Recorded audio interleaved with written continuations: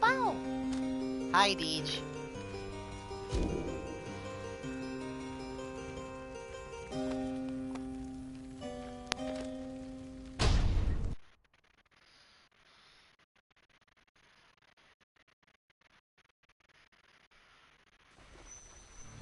Okay. It's been a little bit since we've done this, so I'm going to take advantage of the Beyonder Crystal, and we're going to run a practice rite really quick.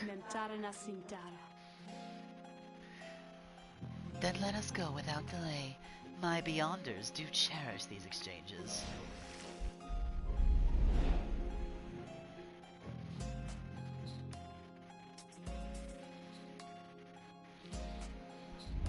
Alright.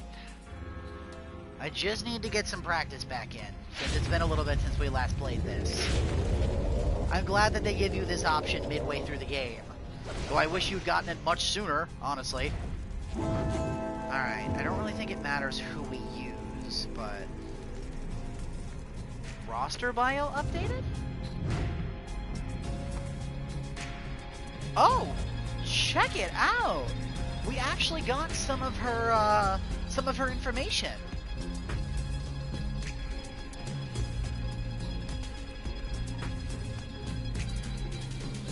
Oh! She is an apparition from the age of Emperor Solium Mur, who pursued him in his exile. She was an assassin. The Sister of the Arch provided a grim but deadly reliable service to those who could pay. During the Empire's reign, sometimes the common folk needed to pool their resources for such services. Her astral sign is Cassius. She was born on the first of 7th moon, suggesting she is contemplative and passionate. One's astral sign often foretells one's disposition, strengths, and idiosyncrasies. Her crime was attempted murder. She trained all through her young life for one vital assignment that she knew would one day come. As mercy guides our hands, we spare your lives, but rid ourselves of you, from the sentencing ceremony. Her motive is vengeance. An entire countryside despoiled, and for countless years, but she cared only for her sisters. In the downside, one's task tends not to be the subject of discussion. Exiled 837 years ago, Sandra has survived 837 years on the downside. Thus far, it is a life sentence. Some would stand for the downside for no longer than a day or two, while others last many, many years. Almost a millennia ago, she set out to find the missing emperor and take his life. She had many reasons. She and her sisters of the Arch plunged down the river willingly. When at last they found their mark, they found a man transformed and humbled. But Sandra thought this yet another one of the Emperor's deceptions, and struck at him repeatedly, even as her sisters relented. The scribes had to respond. Blinded and expelled, Sandra became a living instrument in the rites. She now exists to retrain exiles within the rites and teach them penitence. An ancient band of killers, trained almost from birth to carry out their missions without fail. All the sisters needed was a name and the sum of 500 soul up front. So she's a former assassin. Interesting.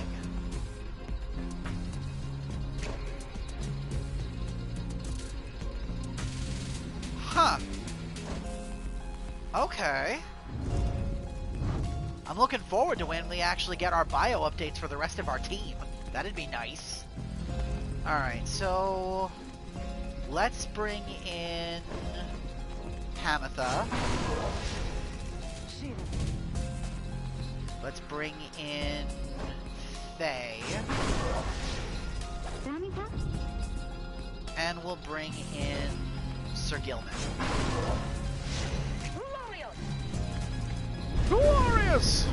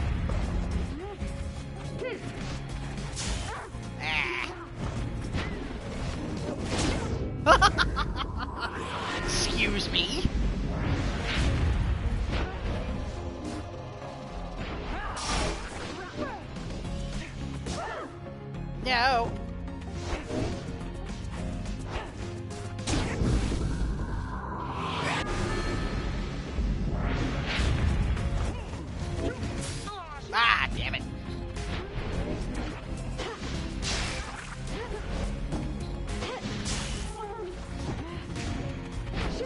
There we go. Okay, cool. I think we're good to go. I hope you don't mind me doing these practice games whenever we start these sessions usually, Deej. Like I said, I'm actually trying to go for a clean sweep record while we're playing through this game. I don't want to lose a single game. Or at least I'm going to try really hard not to. I know losses are gonna happen, but I want to go as long as I can without that happening. Alright, let's continue onward. The path to freedom beckons you to press on. At dawn, Volfred is already up. He reveals to you the pathway through the woods, into the cold lands of the north, beyond which lies your next destination. Scalorian Shore. You have not yet been to this region of the downside. Volfred revealed this to be the one path through the woods into the north. Now I gotta see if I remember everybody's voices, since it's been a little bit since we've done this. Scalorian Shore.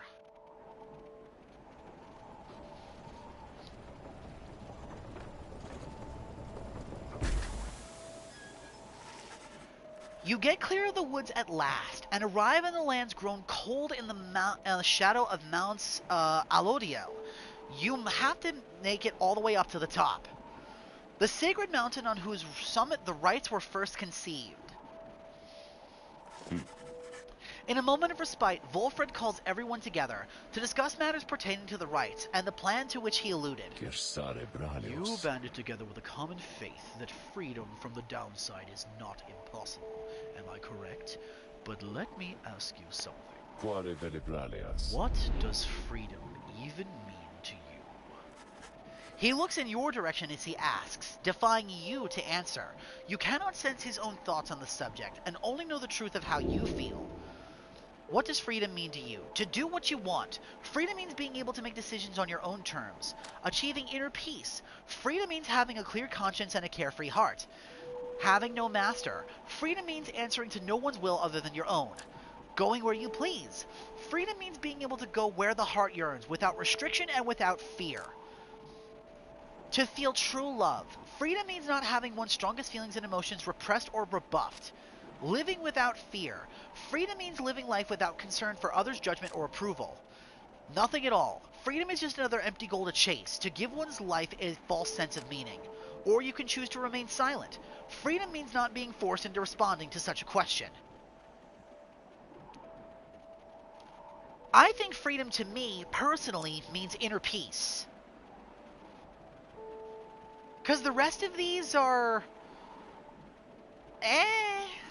I don't vibe with a lot of these. What do you think, Deej? What does freedom mean to you?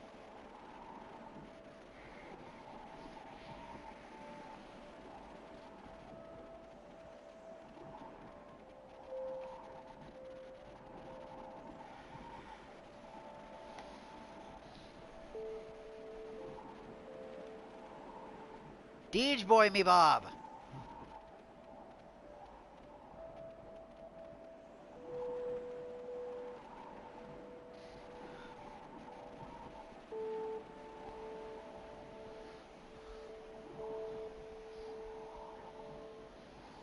Bob Deej me boy.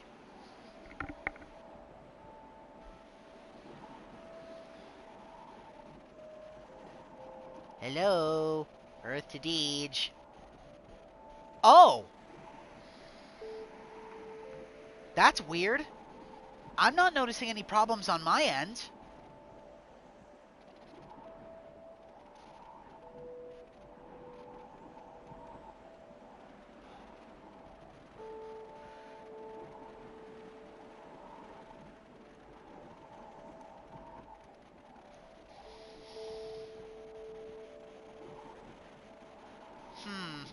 So either living without fear,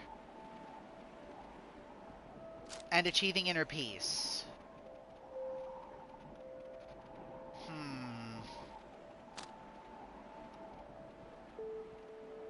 Alright, we'll go with that one then. You tell Wolfred that freedom means living without fear, and not being subject to persecution or retaliation for one's thoughts and choices.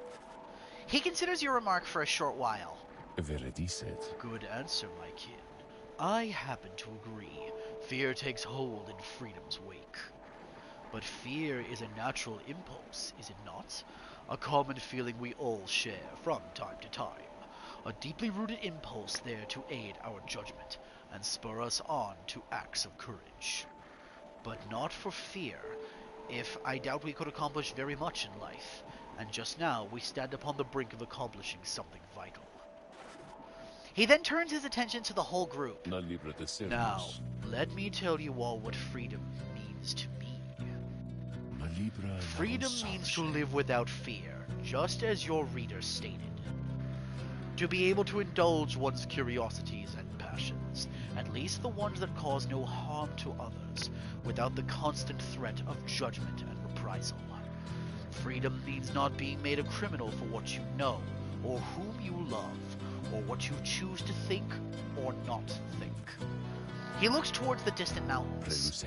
Within the next few days, your time in exile could come to an end. You could see the Commonwealth once more. And you would be exalted there, given the highest honor, the opposite of how you got here. But you would not be truly free, I think. At least, you would become complicit to an ancient system that would deign to cast down others such as you. It is a system whose well-intentioned founding principles have long been lost, and the 8 scribes, if they are still out there, have made quite clear they shall not intervene firsthand. That is where you come in. He turns to you and everyone again, looking to each of you. Long have I wished to gather such a group, that together you might see that seeking freedom only for yourselves is too modest of a goal. You share a higher calling now. The plan, then, is this. We free each other from the downside through the rights. Then we meet up on the other side. We organize. Each new moon at dusk, we join together at the Spiral Sanctum. We need as many of us there as possible. My agents on the other side shall explain the rest. The Spiral Sanctum, the burned-down remains of the old capital of the Commonwealth.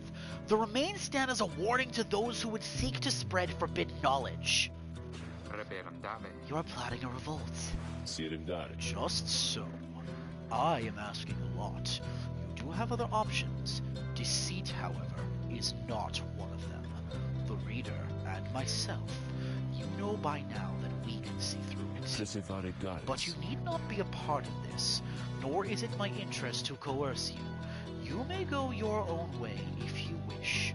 Live out your remaining days here, like so many others. So, if any among you prefer that, if you cannot see yourselves striving to continue together in the Commonwealth, as you are doing here, then speak now. Wolfred pauses for a time, examining each member of the group. No one stirs. Very good. Some of you consider yourselves friends, some others not, but all of you are bound together through the rights and are an integral part of the plan. Remember that. You seek true freedom? You will not find it waiting for you in the Commonwealth, but together you can bring it about, both for yourselves and others. That is my promise. Then he lets out a long breath. That's it.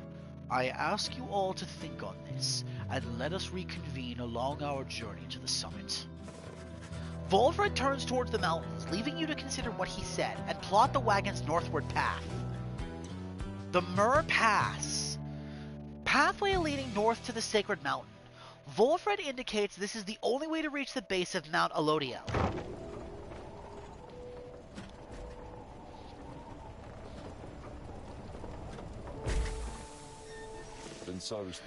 Beyond lies Mount Elodiel, I suggest we make camp here at the base of the mountain, for we shall need our spirits and our strength to make this ascent.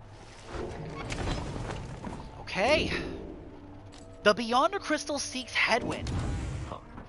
Ah, there's Volfred. Okay. Tarek is staying out of the way. Tizo is running the centrifuge. Ruki is sniffing for food. Faye is talking to herself.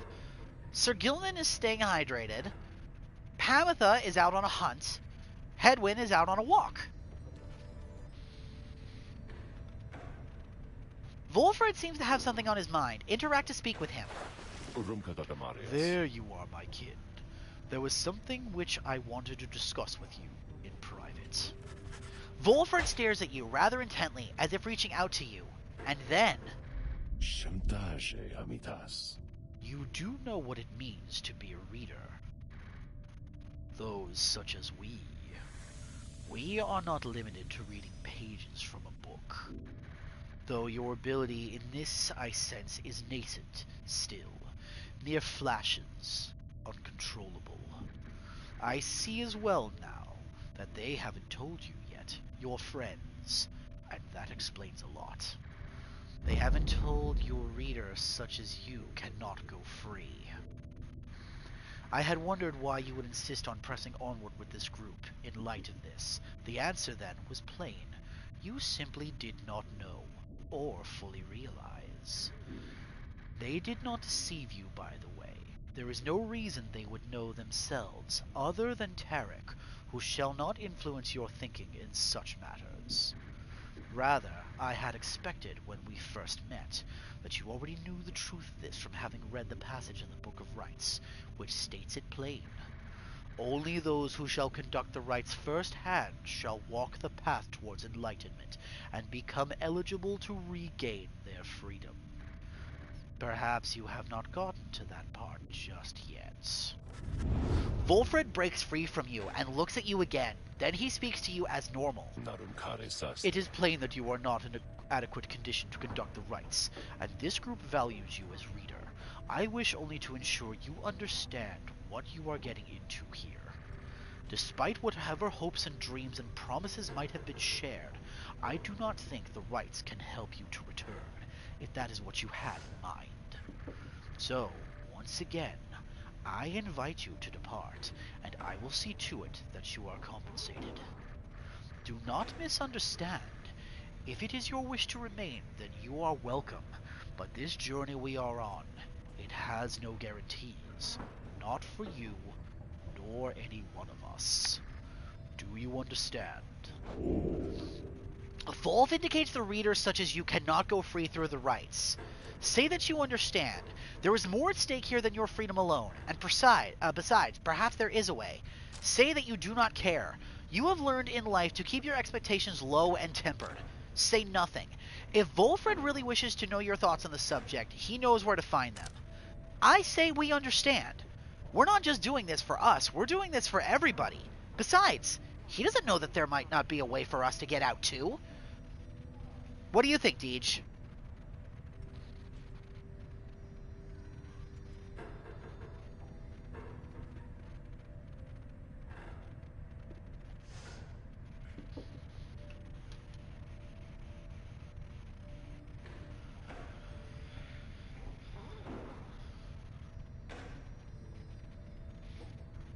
It says, you have learned in life to keep your expectations low and tempered. I don't really like that answer, honestly.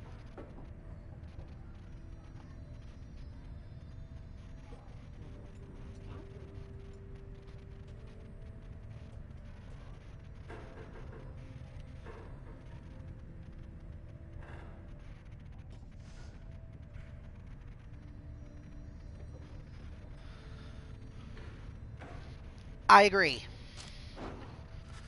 You understand the words of warning, yet just the same you choose to carry on. There is more that you wish to achieve on this journey than freedom for yourself. I admire that, my kin. Then very well. Know that we have much at stake here in this, anyway. Much more than just a shot at going back into the Commonwealth, which has cast us down here to begin with. It sounds like you intend to stick around, then. We'll have lots more time to chat as we ascend the sacred mountain in the coming days. Until then... He strides out of the wagon then, leaving you with your thoughts. Now, I sense my lovely reader has returned. Then how may I assist you? Alright, Sandra.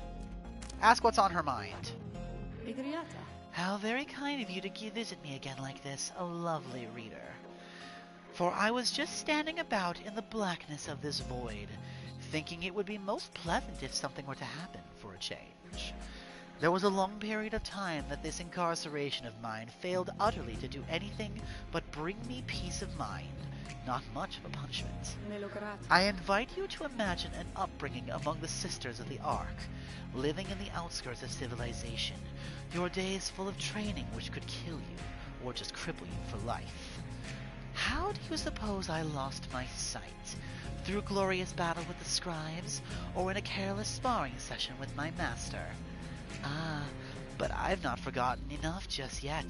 In any case, at first I welcomed the prospect of not having to struggle every moment to survive.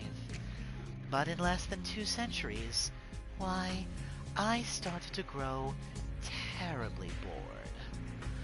It did not help at all that the Nightwings of the early days were the stodgiest lot you could imagine, obsessed with obeying the book as strictly as they could. Some of them started to remind me of myself, I think, when I was young. Such idiots, the lot of them. Ah, but what am I saying, lovely reader? I shall not bore you further with such matters. I would have bored myself to death back then, if only I could die. Like so many other things, I think mortality is something oft taken for granted until it is taken away. So, given your mortality, let's say that we go back to business here. Alright, request a scribe trial. Of course, reader. You need but think on who shall be subject of my trial, and we shall go from there. Alright, Edwin. You're up. You ask Sandra to administer one of her special trials to Hedwig. Oh, you must mean that nomad boy. So innocent, that one.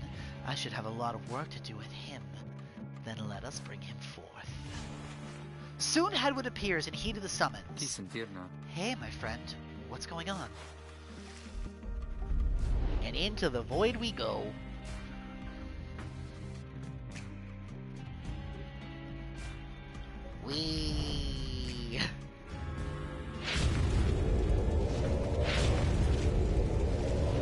The apparition Sandra appears and unfastens her mask.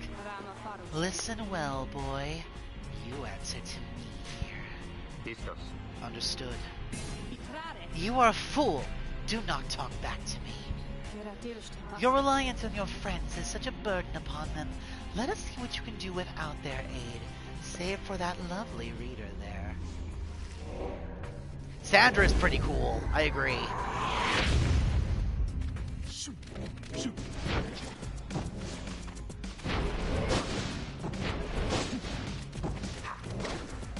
Got it. All right. Start.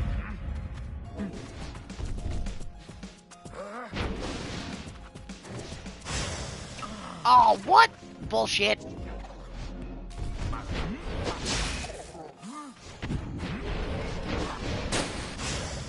No. Damn it.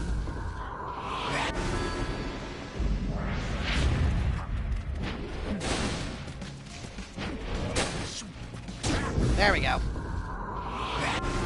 One more and I win. What? What? What? Oh, okay. Oh, well. That's annoying.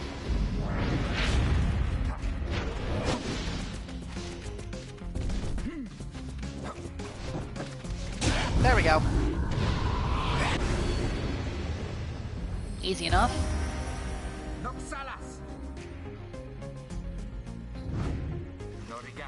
We did it. It seems you did indeed, boy. Your performance was sufficient, and you have passed my test. Thus, congratulations are in order to you and to your lovely reader. Now, farewell.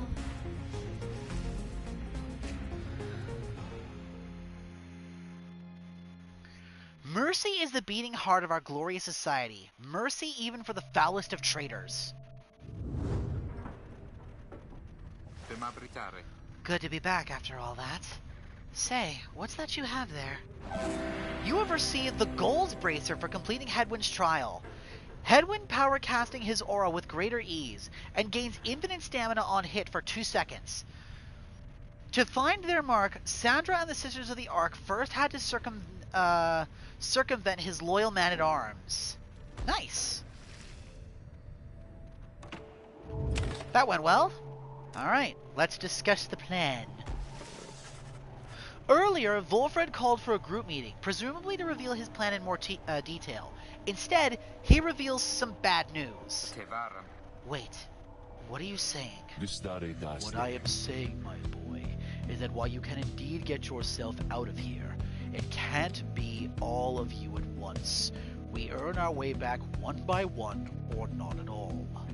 But I swore that we'd go free together. We may go free together yet, but it's going to take time, and this is only the first phase. You, Hedwyn, and the others exchange glances. Let me make this plainer for you still. Here is how the coming days are going to unfold. First, we're going to ascend Mount Alodiel, there to the north. You may not think this wagon fit for it, though rest assured, it's made the journey many times. Next, we'll pass through Scribe's Gate. Only the worthy pass through there, as your reader could attest, if they did not merely skim that chapter of the book. It is said the scribes themselves keep watch over the Scribe's Gate. The judgment of the scribes determines who can cross and who is sent the fast way down. Afterwards, we'll reach the Fall of Solium, and meet your adversaries in the rites. They are to be the Tempers, led by the demon Ignarius. You'll know him when you see him. The Fall of Solium, one of the Downside's celestial landmarks. The temple at the highest point of the Downside exists to honor the 8 scribes. The Tempers, a mighty triumvirate that has been the closest rival of the Nightwings, led by the demon Ignarius. Ignarius, the notorious demon leader of one of the most feared triumvirates in the rites. Both you and they shall choose someone from their respective ranks. Then, once one of the triumvirates prevails, their somebody will be whisked home to the Commonwealth. Whisked home to the Commonwealth? Precisely. Once returned, or somebody is taken in and clothed and fully pardoned. The Commonwealth knows about all this. The same Commonwealth that says a sentence into exile is forever, and freedom from the Downside is impossible. Many of these details the scribes themselves wish to keep secret. Former exiles and the leader of the Commonwealth alike have good incentive to protect these secrets well. So then that's it. We climb the mountain, someone goes back, and everyone else stays? For most of those participating in the rites, yes, that's it. But I like your connotation, and indeed, for us, that isn't it at all. If one of us returns, it shall just be a step along our path. However, let's let that sit for now. Gather your strength. We'll talk again on our way up. Wolfred leaves the rest of you to consider what he said. You have time now for one of your vocations. At dawn, you shall begin your ascent of Mount Alodiel. Alright, Deej, vocation time. What are we doing? Harvesting, mentoring, studying. Personally, I want to study. We really could use those passives, especially if this is going to be leading up towards endgame. Or what looks like endgame. At this point now, I don't know.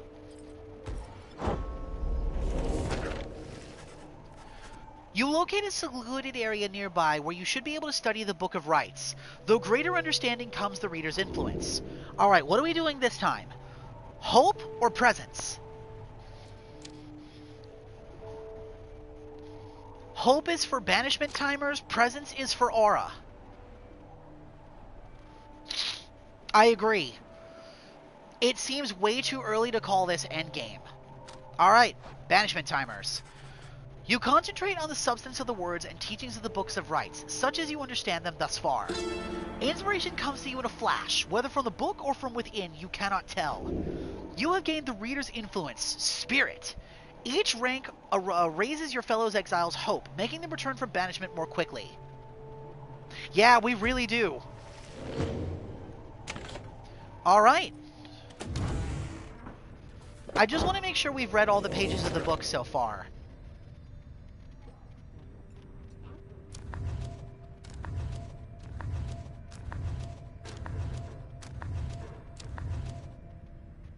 Yeah, okay, we did read them all. Alright, let's continue. Yeah, I agree. More than any other stat penalty, our hope's been getting hit the hardest. Mount Alodiel. You have not yet been to this region of the downside. Volfred states that your ascent of Mount Alodiel shall begin here.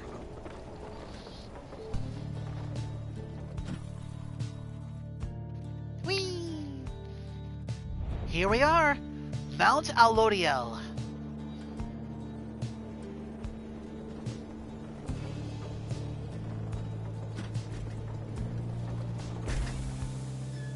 Oh, that's pretty. Here before you lies Mount Alodiel, stretching far beyond your line of sight. Somewhere upon this mountain lies the only place from which you can escape the downside. Your companions gather around again before Volfred, who stands as tall as ever. Whether from the cold air or the subject now at hand, you sense a tension in the air. Now then, you all have many questions, no? I've done a lot of talking, so go on, ask away. But there is only silence. One question stands out in your mind, which you refrain from asking yet. If only one of you is to go free at first, who shall it be? Go on now, don't be shy. First, questions. Why us? Why you indeed, madam? That I can explain. You've seen the sword you stand against as adversaries in the rights. What is it that they want, do you suppose? They want their freedom back, of course. They'll settle for it in the Commonwealth's own terms. They'll gain their freedom and some cushy new responsibilities. Perhaps then they'll have a hand in sending still more exiles here to join us. Think on it.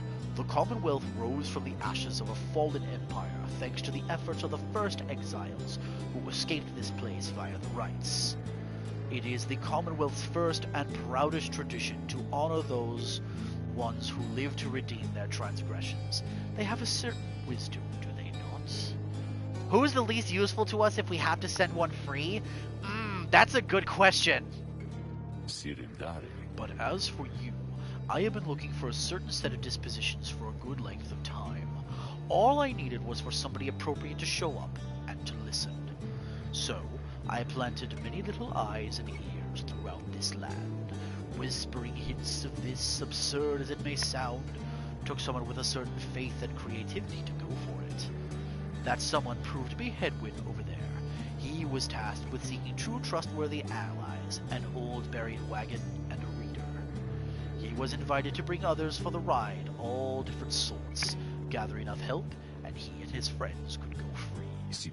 Long story, but you know much of the rest. So then, why you? Because I've reason to believe you're not the sort to play right into the Commonwealth's old hand. The rights, as you have seen, are quite exclusive. You are imposters in this little party. You could be the ones to break it up. Now then, more questions. Your head is beginning to spin. You can excuse yourself or keep listening. Continue listening? Your fellow exile's freedom seems to hinge on Volfred's plan. You ought to consider his every word. No, that's quite enough. Soon you have another right to conduct. Best to focus on the matters close at hand. No, I definitely think we should keep listening to him.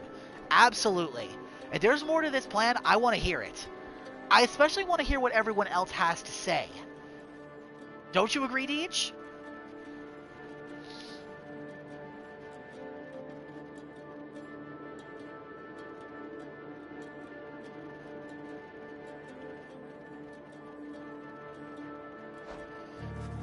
Volfred's explanations are a lot to take in, though you'll feel compelled to absorb as much of what he's willing to tell you at this point.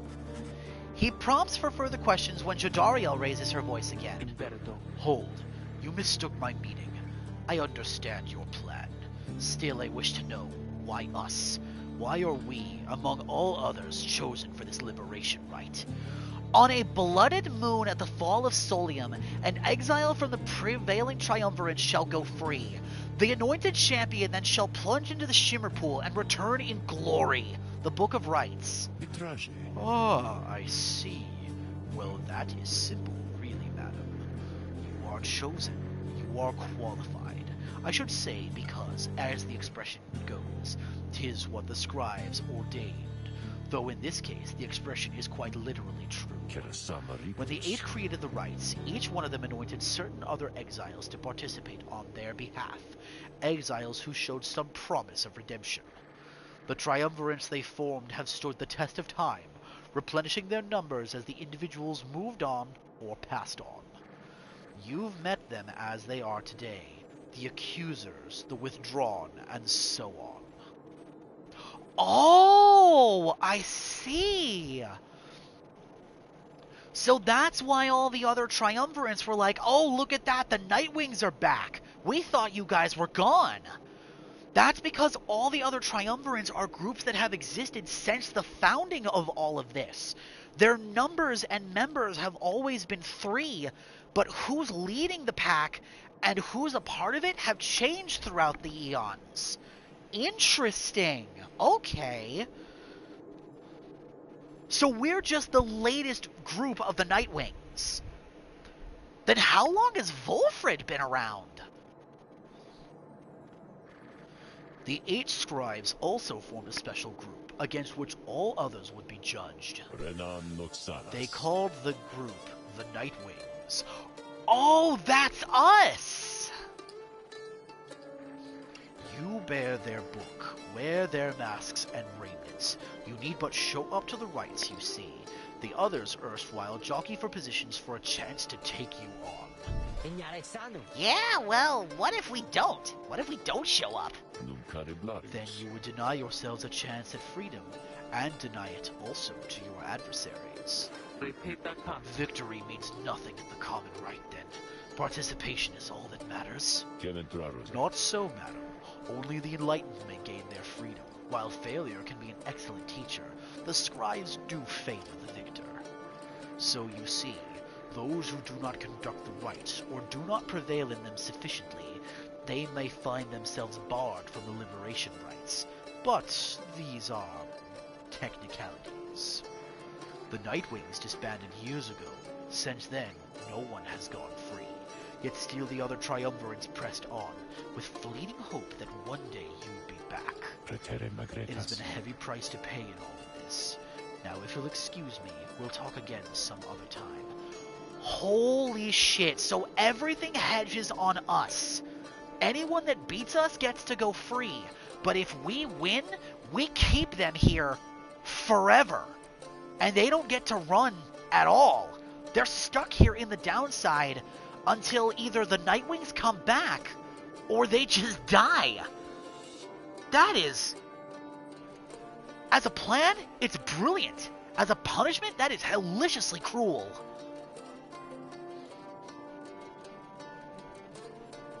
Wow. It really is. You have to hedge your bets on one group of people to have the capacity to show up and give you a fair shot at a chance of escape. If they don't feel like they want to leave, you don't either. That is... wow. Some murmur to themselves about all of this as Volfred takes his leave. Others reconnoiter pathways leading up the mountain and present you with some options. The Emperor's Ascent or the Emperor's Fall. A gap through the nameless lower mountain summit beneath Mount Alodiel. Faye believes the 8 scribes will bless whoever goes here. The Emperor's Fall. A pathway on the outskirts of Mount Alodiel's nameless lower summit. Pamitha expects some long-lost valuables to be stashed here. So we can either go for a blessing or we could go for treasure. What do you think?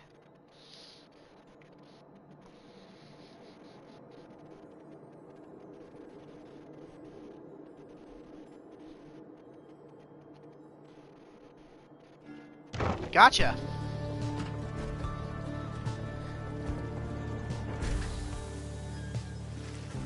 The sublime beauty of Mount Alodiel, along with a thin air this high above the sea, has been enough to silence even the most talkative of your companions. However, Faye has been positively bursting with excitement. Isn't it wonderful? I think it is, don't you? Oh, poor Tizo. Tizo seems not to share Faye's enthusiasm. He does not like the cold. You have been here before, Tizo, isn't that so?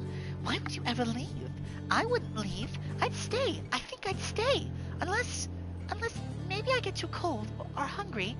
Wait, is that? Something about her changes then. Wait, look, but Tizo, don't you see? Don't you see them there? Tizo seems to be exclaiming something in utter disbelief. You see nothing yourself, but Faye rises almost off of her feet as the imp looks on, astonished. Was that the scribes? It was. I know it was. They said something to me. They spoke to me. They told us we're welcome, that we're welcome here. Faye runs off to spread the word among all of your companions. Strangely enough, her enthusiasm is infectious, and in spite of everything, your spirits rise. Your companions gain +2 hope for the next rite. Sweet! Oh, now we've got another path we can take. The Temple High Road, or the Temple Sistren. First of 2 paths leading to the mountain's summit. Hedwyn expresses a passing whim to see the view from here. The Temple Sistren. Sir Gilman wishes to look upon the sacred waters here. So, do we go for the high road view, or the view from the sacred water?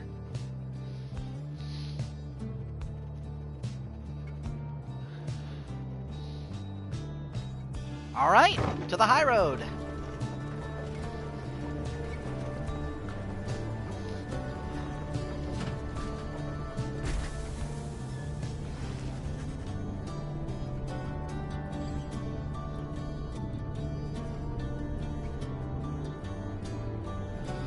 You and Hedwyn walk in silence. Yeah, that's true. Hedwyn's been with us the longest besides Ruki and Jodariel, so... You and Hedwyn walk in silence for some time as he conducts a customary survey of the area. Well, my friend, no signs of howlers, as Jody would say. No sign of anything at all.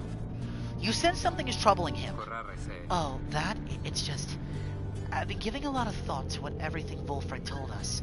In a couple of days, one of us may be gone all of a sudden. Or, I don't mean to put it that way. One of us could go free. We are on our way back one by one, as he said. I want you to know something. The others and I, we talked it over, and when the time comes, we want you to decide. Decide who gets to go free, if anyone. This might all be a part of Wolfred's plan, but we got here thanks to you. Even though I'm worrying about it right now, about us all splitting up, I guess if Wolfred has his way, all of us will meet up on the other side. And won't that be a day? Worst case, we keep failing in the rites and be stuck down here together, just like this. The two of you walk on in silence for a minute. When at last you return to the wagon, Hedwyn turns to you again. Thanks for your company. I think I'm better now. Hedwyn feels more prepared for the next rite. Hope likewise for the best. Oh, he got bonus experience points for that.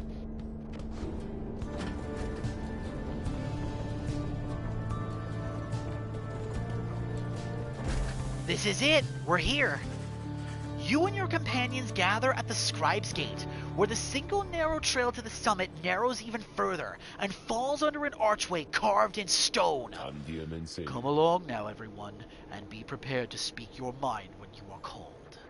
Frankly, most of you still lack enlightenment, but we may pass together, much how we act as with a single heart and mind during the rites. Well then, lead onward, Tarek. Please, follow me. Removing his hat, the lone minstrel approaches the gate, and you and all the others follow. When the last of your companions nears the arch, you notice someone standing high above, who then appears before you. She eyes the lone minstrel first.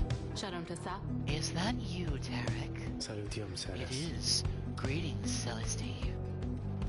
She watches over the Scribe's Gate and seems to be connected to the lone minstrel and the rites. Celesty, the gate guardian. She's pretty. And how was your rest? Too long, Celesty. It seems your work has piled up in the meantime. You bring this many to the gates. Aye. Then let us make this quick. She gestures towards the rest of you. Now, each of you, in turn, state who you are and what you seek whilst crossing the scribe's gates. Do as she says, please, without questioning. Your fellow exiles exchange glances but quickly comply. I'll start then. They call me Hedwyn the Deserter. I am here seeking freedom for myself and my companions, in my case, so I can be with the one whom I love. The woman bids him forward. The lone minstrel prompts Ruki to step up next. I am regarded by the name Ruki Greentail. I just want to get out of here, I guess, with my chums, preferably. Go see Mama back home. I am Captain Jodariel. I do not truly know yet is what I am seeking here. Oh, my name is Faye, and I am here, I think, because the scribes have called to me. It must be them, because if not, then who? Alright, Tizo says, Tizo seeks to live up to the Nightwing's legacy and maybe see the Commonwealth someday. Sir Gilliman of the Sea Dominion, at your service! This knight is on a quest to find his honor! He lost it at a certain point. Tamatha Thayan. I'm only here because my sister's here. Then as Volfred steps forward, the one called Celesty raises her voice. You. I recognize you from the Nightwings of the past. You are not clad in the raiments any longer. I would know why. I had my chance already. The Nightwings that now stand before you, I travel with them as a pilgrim now. I see. Then state why you are here, as have the others. My name is Volfred Sandalwood. I seek liberty for each of us, so that one day we might all stand shoulder to shoulder on the other side, and bring our freedom to the people there. She waves him by. Then she turns to you, for there is no one left to go. State who you are to traverse the Scribe Gate. You are just a crippled scholar. When they learned you knew the old ways, they came for you, and you could not run far. You are just an old farmhand. Your youth is gone, but your thirst for knowledge earned you a trip to the downside nonetheless. You are just a war orphan. Years of strife between the Commonwealth and the Highwing remnants afflicted you since birth. You do not know who you are. Try as you might, you cannot make out the details of what your life was like in the Commonwealth. Huh. I don't know. Which of these backstories do you like the most, I suppose, Deej?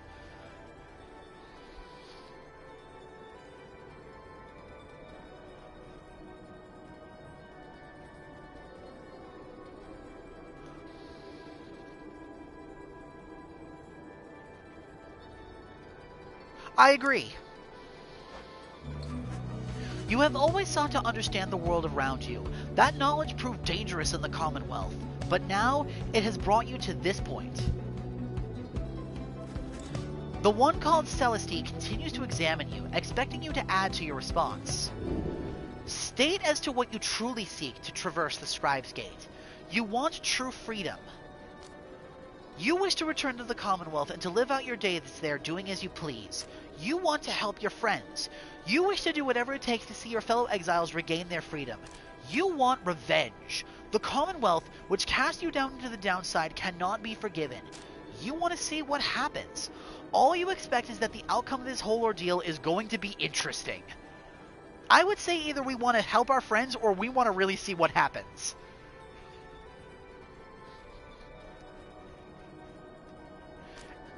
You wish to return to the Commonwealth and to live out your days there doing as you please, which is not what we told Volfred, and I don't like inconsistencies like that.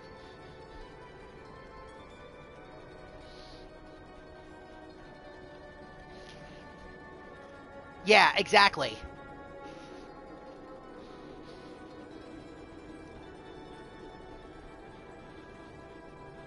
Okay. The companions you have met here, who have helped you to survive and to find kinship in the downside, your priority is to ensure that they achieve their goals. That is all you wish for now.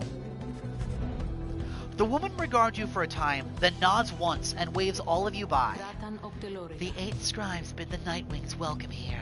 Go forth with glory. And Tarek, I, Celeste, be on your way as well. The lone minstrel bows his head and puts his hat back on. He does not look back at her.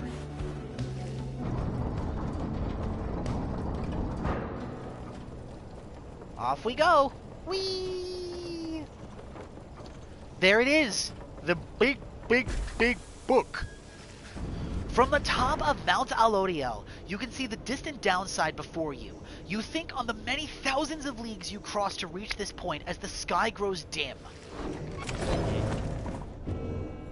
Page revealed, the mercy shown. Hello, Jadariel. Fluttering up in the rafters, River Frost. So cold it can burn the sky, but keeps the wagon cool and food fresher longer. A keepsake from the Solian shore. Ruki is watching for nightfall. Beyond, Sandra is predicting the outcome of the night. Jadariel is nearby. Hedwyn is nearby. Pamitha is preparing in silence. Sir Gilliman is taking practice swings. Faye is deep in thought. Hello, Jadariel. Jadariel appears to be prepared for whatever is to come this night. Though it is not yet dark, she is already in her raiments. Hedwyn soon joins her, also looking ready. Any sign of Ruki? None as yet. Complained about a chafing at the collar of his mask. Our freedom might be hinging on that collar then. I am certain that it is. They share a laugh together. The three of you exchange glances, but nothing is said, or need to be said. Soon, if Volfred is to be believed, one of your company may regain his or her freedom. Hey, what did I miss? Am I late? Is it starting? Is it starting yet? Easy, Rookie. We've got a little more time. It isn't starting yet. How fare your struggles with your mask, Greentail? Feeling a lot better, thanks. Just had to smash it repeatedly against the wall for a little bit. Put some old nerves to bed there, for good measure. Though, this is really happening, huh? One of us might actually be getting out of here, like soon. By dawn, in fact, if all goes well. If all goes well? That's one way to look at it, I guess. What are you getting at, Greentail? Well, it's just, we might be breaking up the band here, people. If one of us gets out, that's been bugging me for a while now. I thought we were all gonna get out of here at once. He shoots a look at you. Some of us, we might not be getting out of here at all. Hedwyn slams his fist against the wall. No, not if I can help it. We made a promise to each other, each of us, the four of us. We're all getting out of here. I care about the others too, I do, but we've been here from the start. I want you to know, my promise is to you, and I believe you'll do the same for me. So it's like this, if any one of us gets out, great, but it's just the start. We're going to do whatever it takes there, on the other side, to make it so that the rest of us can get back too. What, you think you're gonna build a bridge down here if we ask nice or something?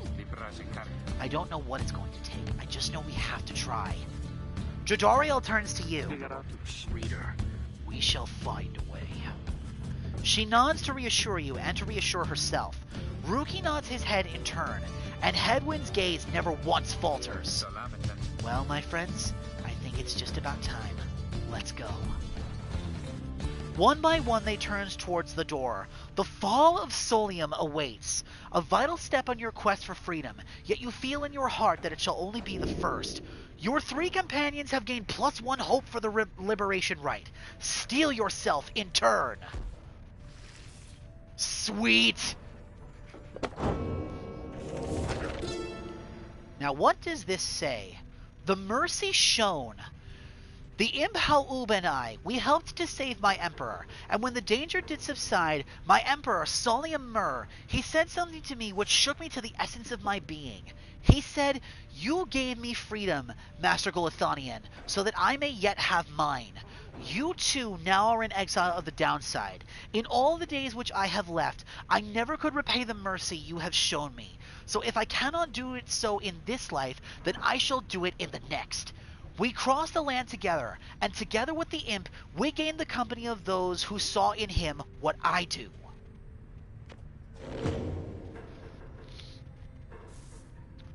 Alright, Deej. We have a choice to make. We should figure this out before we decide who's going in. So, out of the 7 people that we have, who's going free first? Hedwyn, Jojariel, Ruki, Faye, Tizo, Sir Gilman, or Pamitha? Keep in mind, whoever we want to go 3 has to participate. Because it's only the 3 that fight in the Triumvirate for this liberation match that get to go free. At least that's how I'm understanding it correctly. So, what are we thinking here, my man? I want your help picking my team. Like always, but this time it's really important.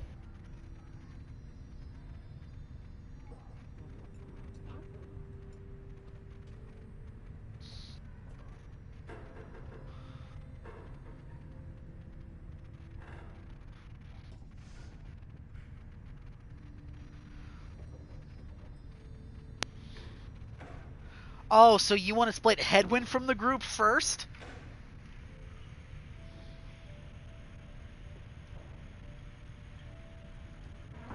So we throw in Jodariel, Hedwyn, and Ruki for the match since they were here the longest? You know what? Yeah, okay. I can vibe with that. I think that's a good idea.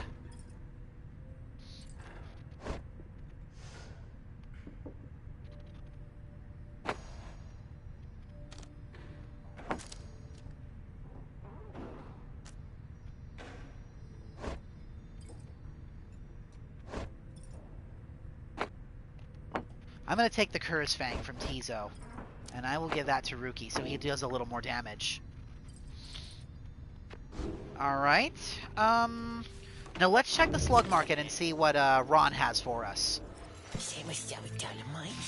Hey, guys. Just so you're aware and all, I know how you come here. How come you made it all the way up here? Oh, I know, alright. You're here because I got the lowest prices in all the downside, right?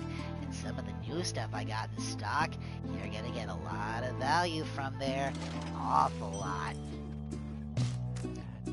Scribe Snuff. Unlearn any masteries and choose again. Drag to a talisman pocket to activate. Usable only once.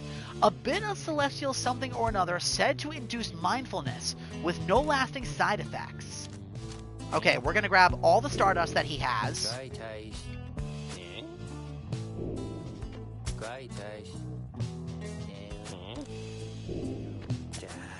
And we have just enough for the Scribe Snuff too, but now we're broke. Oh, nice. That's one of them Scribe Snuff thingers there, huh? One dab of these little guys and you'll be like, woo! Know what I mean? They're pretty popular, but I got my connections, and they've got their connections, and they got their connections, and they got plenty more of those. So, just come and see me and Dad here later on. We ought to have one back in stock. Must be our lucky day here, or I don't know what, Dad. Alright, let's upgrade those talismans. What have we got here? I want to push Jodariel's talisman up higher. Her being faster, we really need.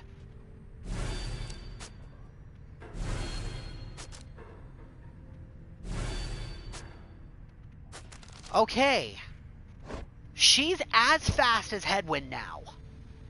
Which is really good. For her to be able to move as fast as Hedwyn with her size is pretty fucking scary.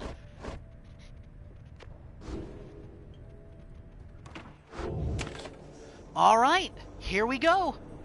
Here at the summit of Mount Alodiel, one among you may finally go free, if you prevail. Is everyone prepared, Henry? Yes, though several of us have other questions that have been troubling us. You need but ask. You said that one of us is going to return to the Commonwealth if we defeat the Tempers and the Rights this night. What happens if we fail? Edwin, my boy, don't you see? The path to freedom and the path to enlightenment are one and the same. Do you intend to stray from the path? No. Then you have nothing to fear. But let me be much more upfront with you. Should you be defeated by the Tempers this night, then one of them shall end up going free instead of one of you. It is as simple as that. What then is to be done? The very same as if we achieve victory. We await our next such opportunity, and we make the most of it. Tonight, our plan is set in motion. We are united in our cause. We shall look as ever toward the stars for guidance, and seize upon our future chances just as they arise. Wolfred's ambitious plot to spark a revolution in the Commonwealth as peacefully as possible. The plan's current probability of success, 19%. We shall stand together, shoulder to shoulder, as the scribes themselves once stood. Wolfred Sandalwood. So, look up, my boy, and set aside your doubts. It is time to take great strides along the path. Here we go!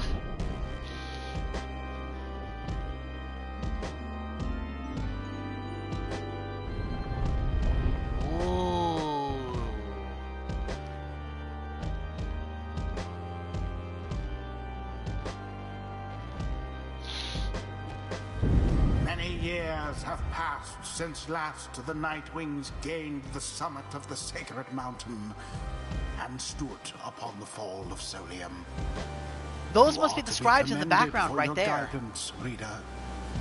But only if you can prevail in this liberation rite. Oh, there's Tarek and Celestine. Much more than some enlightenment. Your adversaries are none other than the Tempers. I trust they need no introduction. Soon, one among you shall regain their freedom. The pyres burn, and each triumvirate is presented and prepared. I concur. The pyre burns, and each of the triumvirates is present and prepared. Then, anointed one of the Tempers, come forth now and declare yourself, and pay any respects you have unto your adversaries, the Nightwings. A massive demon swaggers into view, and he reaches for his mask. You know who I am already, but look at what we've got here. The damn Nightwings decided to show up. Almost figured we were never gonna see the day again. He takes notice of someone in your ranks. Hey, you! He indicates Jodariel, and she scoffs back at him.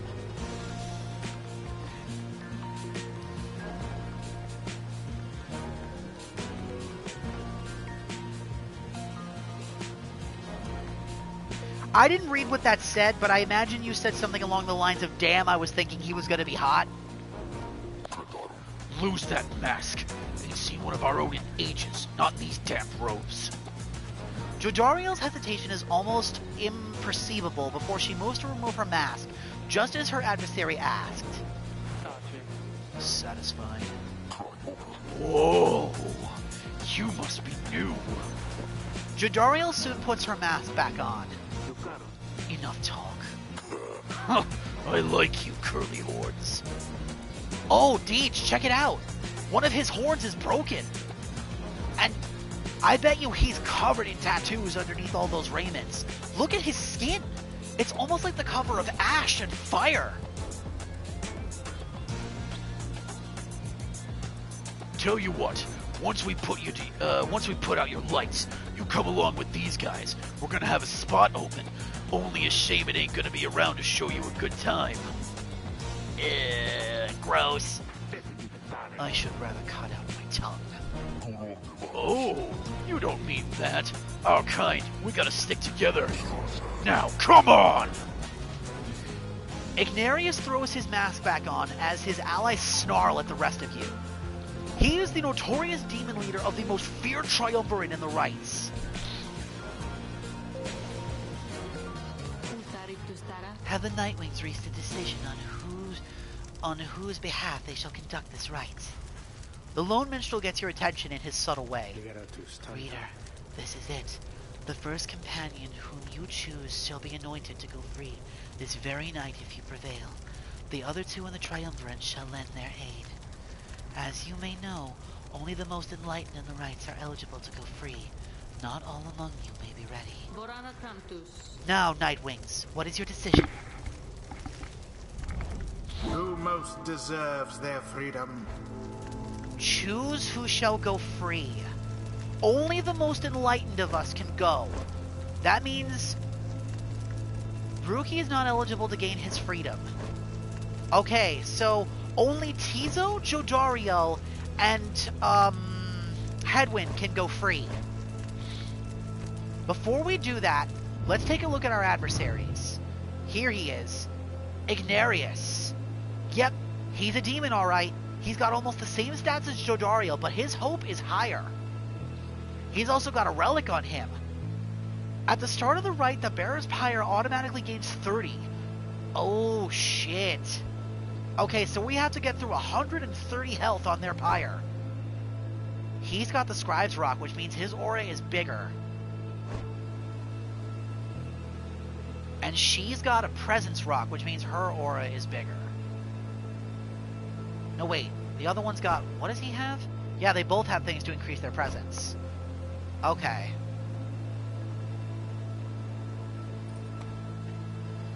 She is a worm who answers to Ignarius and the Tempers. All you know is that she serves the Tempers.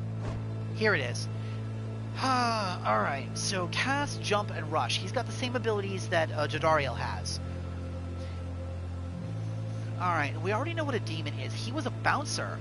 The Starry Eight was a popular spot that often got rowdy late at night. The legality of public houses was hostily contested throughout Commonwealth history. He is a large and imposing demon who has clearly spent many, many years on the downside. He has a reputation for being one of the greatest conductors of the rite since their tradition's inception, though nonetheless, he still remains an exile.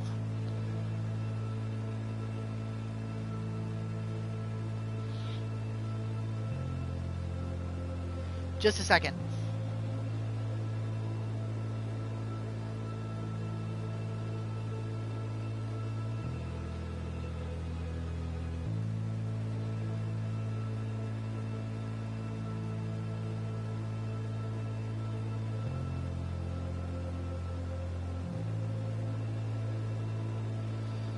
Sorry, one of my friends was looking to get a hold of me. They wanted to play Dark Souls 2 tonight, but I am playing this, so no. Okay, so he's got... Ignarius can rush again. Okay, so he's got the same things that I gave, Jodariel. The others twos don't have any mastery. Alright, so, first to go free will be Headwind. Yes, I'm sure. I want to play this. Headwind. If you insist. Then the Gate Guardian looks upon you and your adversaries. Very well then. Under the watch of the 8 scribes, here are the stakes of this Eid's liberation rites. Should the Nightwings prevail, the one called Headwind the Deserter shall be liberated. Should the Tempers prevail, the exile Ignarius shall go free instead. Then she turns to you. Now, who among the Nightwings shall complete your triumvirate to strive alongside Headwind the Deserter to see his return to glory? Who shall lend him support? Alright, the OG crew. Jodariel? Jodariel. Very well. Let us prevail here and see this through. And Rookie. Rookie. Sure. No pressure, right, chum? It is done. Very well. The 8 scribes accept your choice, Reader of the Nightwings. She then indicates to the lone minstrel. Now, are you yourself prepared, Tarek? Aye, Celeste. Then let us all begin. Nightwings! Been waiting an awful long time to get out of this hole. Try and stop me.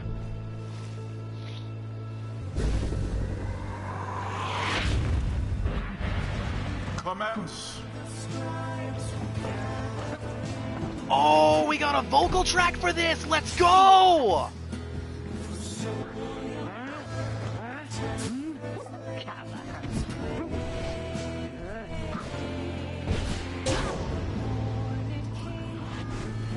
Oh, that's so cool! It's Tarek and Celesty! They're singing! That is so cool!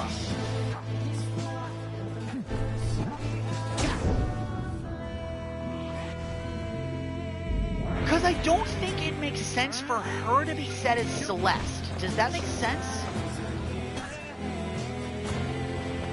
I've heard it said as Celeste, I've heard it said as Celesty, Celestine. I've heard it said a couple of different ways, but for her, I think it makes the most sense.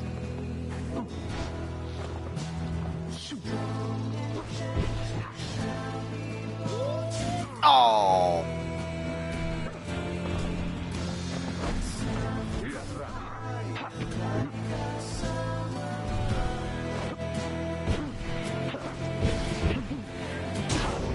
Thanks for moving out of the way, numbnuts.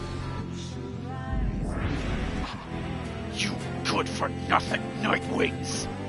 Skip out on us for years and years, then show up all of a sudden like you're gonna let somebody out for once. Now we gotta work for it, I guess. Damn it. I used to be the best. At least, at least, but now the pressure's getting to me. Can't believe it's getting to me. Moira, I doubt you'd even recognize me anyway. Come on, Nightwings! Let's see you keep this up!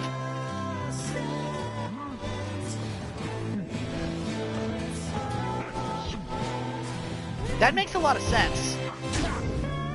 This is it. One more goal, regardless of who makes it, and we win. This is match point.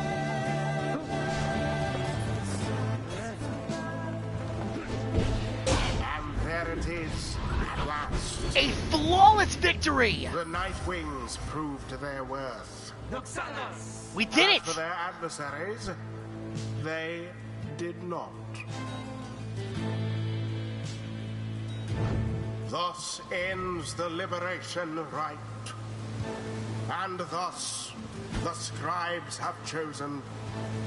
The exile appointed by the Nightwings shall be free.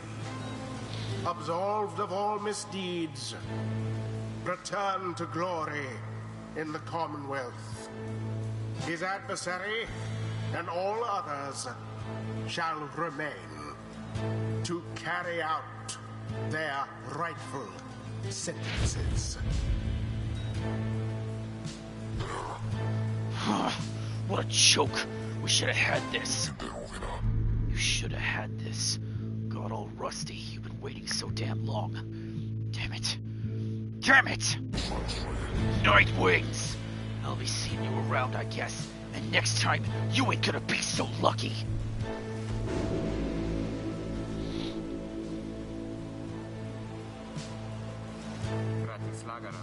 Oh, he looks so good in the white raiments.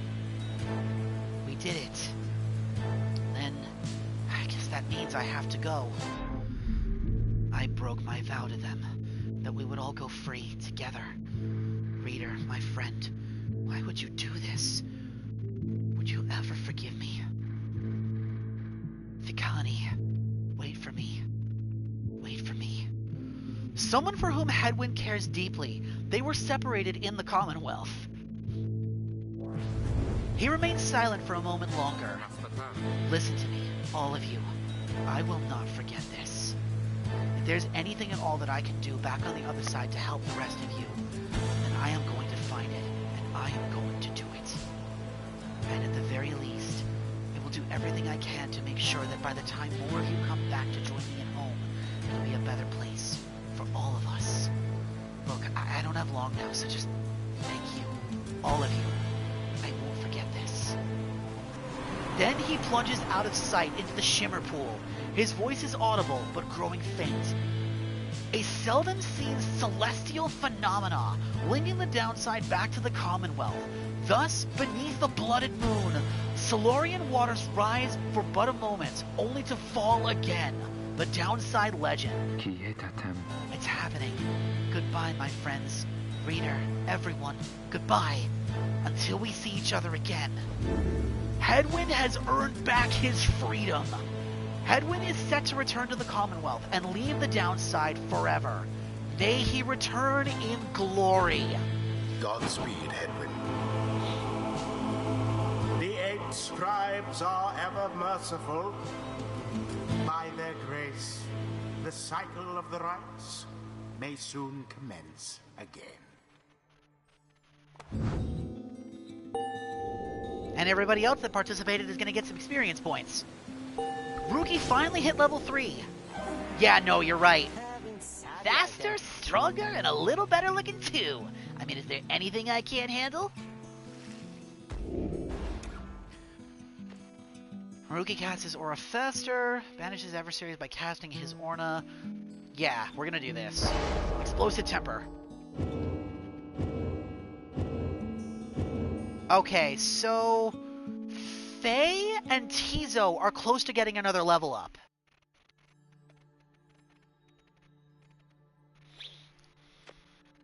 The 8 scribes gave their freedom so that we may yet have ours.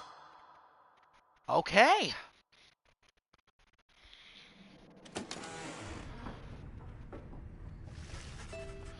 After your victory over the Tempers and the Liberation Rite, you return to your wagon to decide how to proceed from here. I'm gonna miss that guy. It is quieter now, but We'll see Hedwyn again if we persevere. he was the first friendly face you encountered in the downside. He has regained his freedom in the Liberation Rite. Our journey has now begun in earnest. We'll just need to make a few last preparations while we're here. Wait, what about the stars? They don't seem to wait around for us. About that, reader, go see for yourself.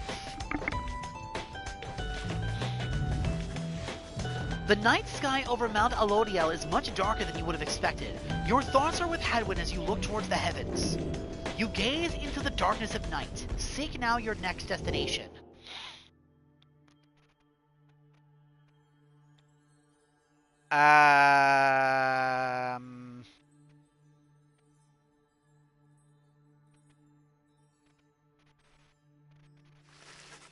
You search and search the sky, but in vain.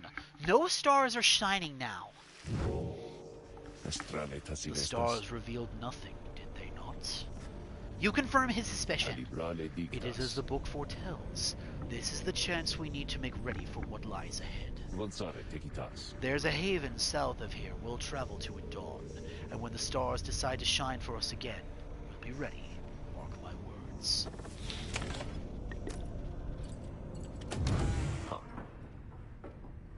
Oh! What passes for cooking supplies here? Hedwyn used to do most of the cooking, but now, Hedwyn's status liberated.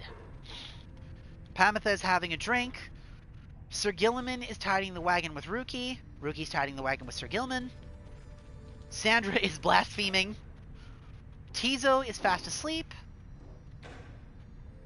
Faye is playing with the imps. And Jodari is sharpening things. You have returned. How can I help you, if at all? Ask what's on her mind.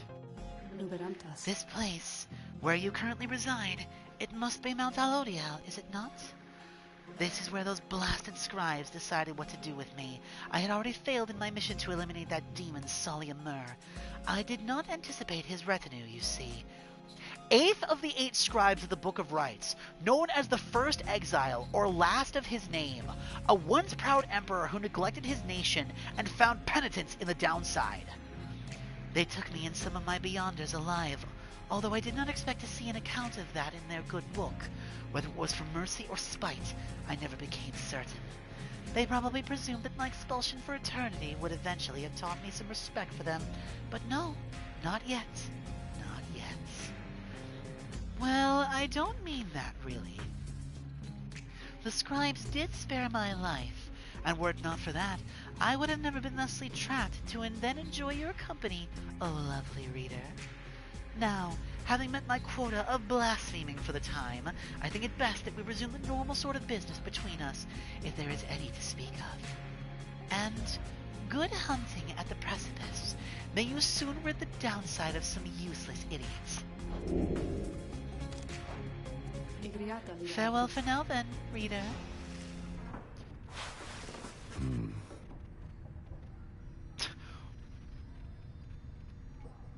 Okay, what do you mean by that? Are you now asking me to make a spirit trapped in an object for you to oogle at and fawn over? Another one? Really? I'm giving you shit. Following Hedwyn's liberation, you find Volpred smoking at his pipe, his eyes averted.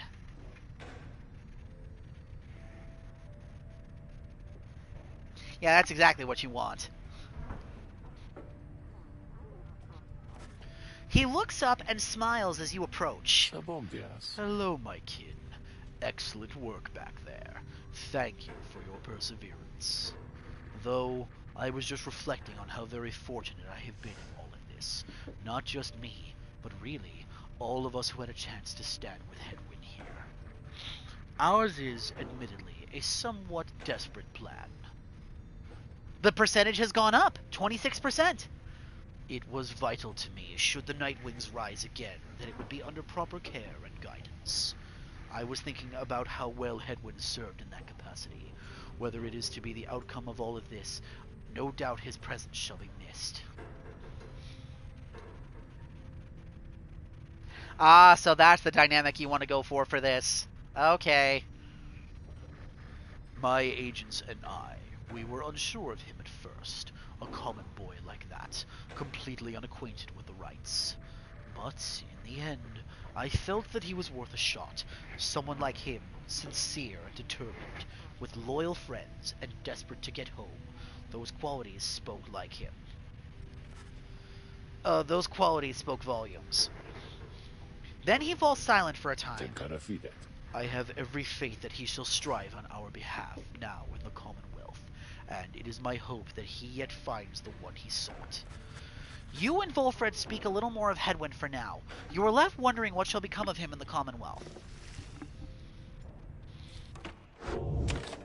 Continue your journey. Off we go. Good morning, my kin. The place I noted earlier. Let me illuminate the way. Moonlight Alcove. A small landing on the dark side of the Sacred Mountain. Volfreds indicate for you to wait for the next cycle of the rites here.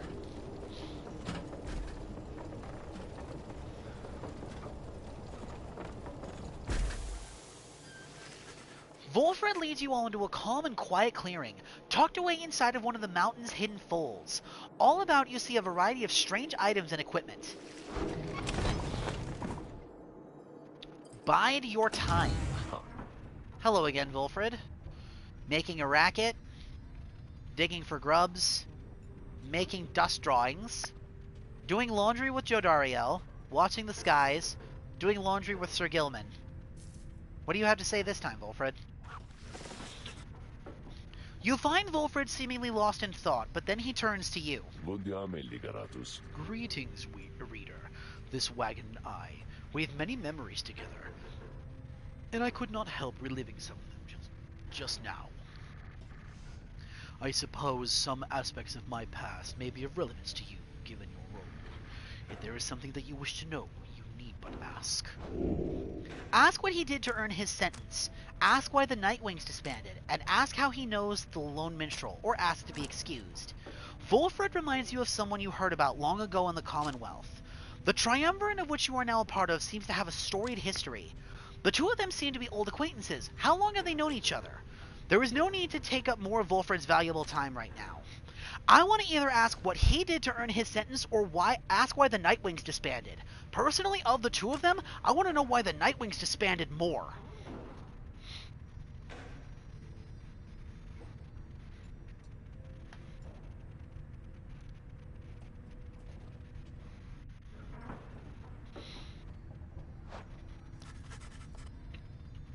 You expressed an interest knowing more of how the Nightwings came to be, and Volfred's past connection to the group.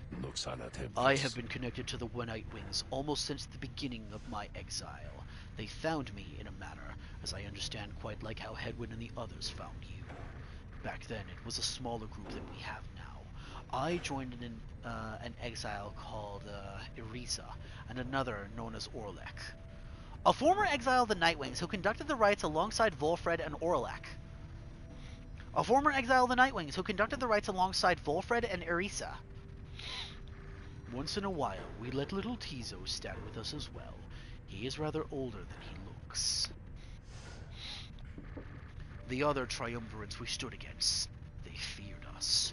Only the Tempers presented any real threat to us in any given right. But there was a terrible accident. Irisa, we lost her, and Orlek, he was my friend. He fell from Mount Alodiel. We lost him as well, on the night he was to be free. We were reckless, hasty, and I was powerless to stop any of it. I blamed the rites themselves, the circumstances that put us into danger. The downside has claimed many lives, yet this, it was too much. I vowed never again to don the mask and the raiments. I had the Black Wagon cleared and buried, such that it could not be used again. If the Nightwings would rise again, it would be under different circumstances, under new leadership, and towards a different purpose. That is all I wish to say of this, my kin. What else would you wish to discuss? Oh shit, we can ask him even more questions. Then let's ask him next what he did to earn his sentence here. We'll ask about the minstrel last. You ask Volfred about his past in the Commonwealth, and how it is he came to be in the downside. How rather forward of you, my kin.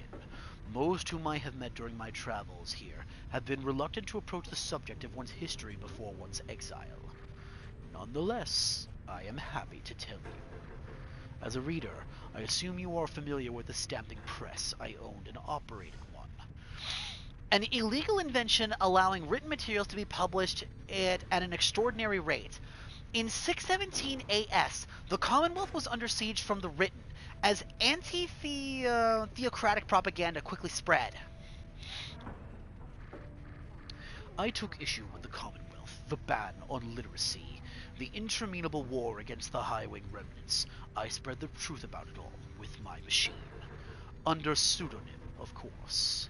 Still, I knew I was putting myself at risk, and sure enough, my stamping press was eventually discovered and burned to the ground. I, however, managed to elude capture for a while, but not for long enough. Here in the downside, I chanced upon the Nightwings, who were searching for a reader. In that respect, my past, I think, is similar to yours. Anyway, that is the long and the short of it. Now then, was there anything else? And last but not least, the minstrel.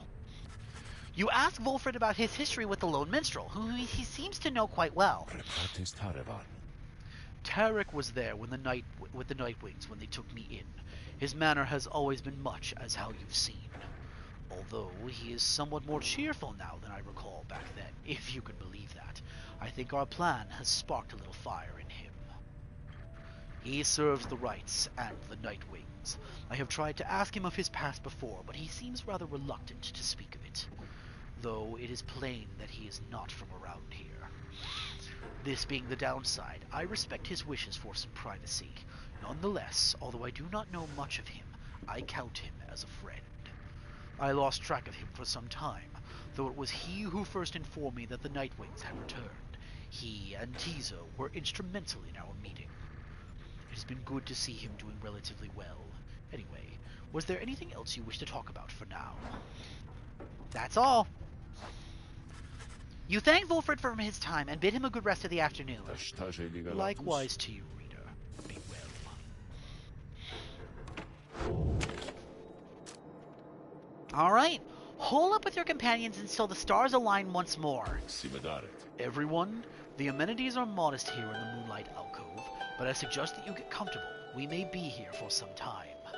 A small landing in the dark side of the Sacred Mountain. For many years, Volfred smuggled supplies and furnishings to this well-hidden locale. As for myself, I have some business to attend to. Please leave the wagon in my care for now. It shall be ready by when you next need it. From the mountaintop, you can see all across the downside, its impossible expanse staring back at you. The thought occurs to you that you may never see another land besides it. And so, you and your companions wait upon the mountaintop in quiet solitude, anticipating when the cycle of the rites begins to turn again. Then you shall have another opportunity to free one of your own. You may earn back their freedom, one by one. Many moons pass. Then, one evening... May I have a moment, reader? The lone minstrel finds you poring over the Book of Rites, as have been your learning through your stay in this abode. Begging your pardon, but there is something you may wish to see. Please, follow me. You follow him out into the cold night. Look forth, reader. The stars shine like you have never seen. Once more the path towards salvation is revealed. But now, something is different. The stars shine once more. Seek now your destination. Oh!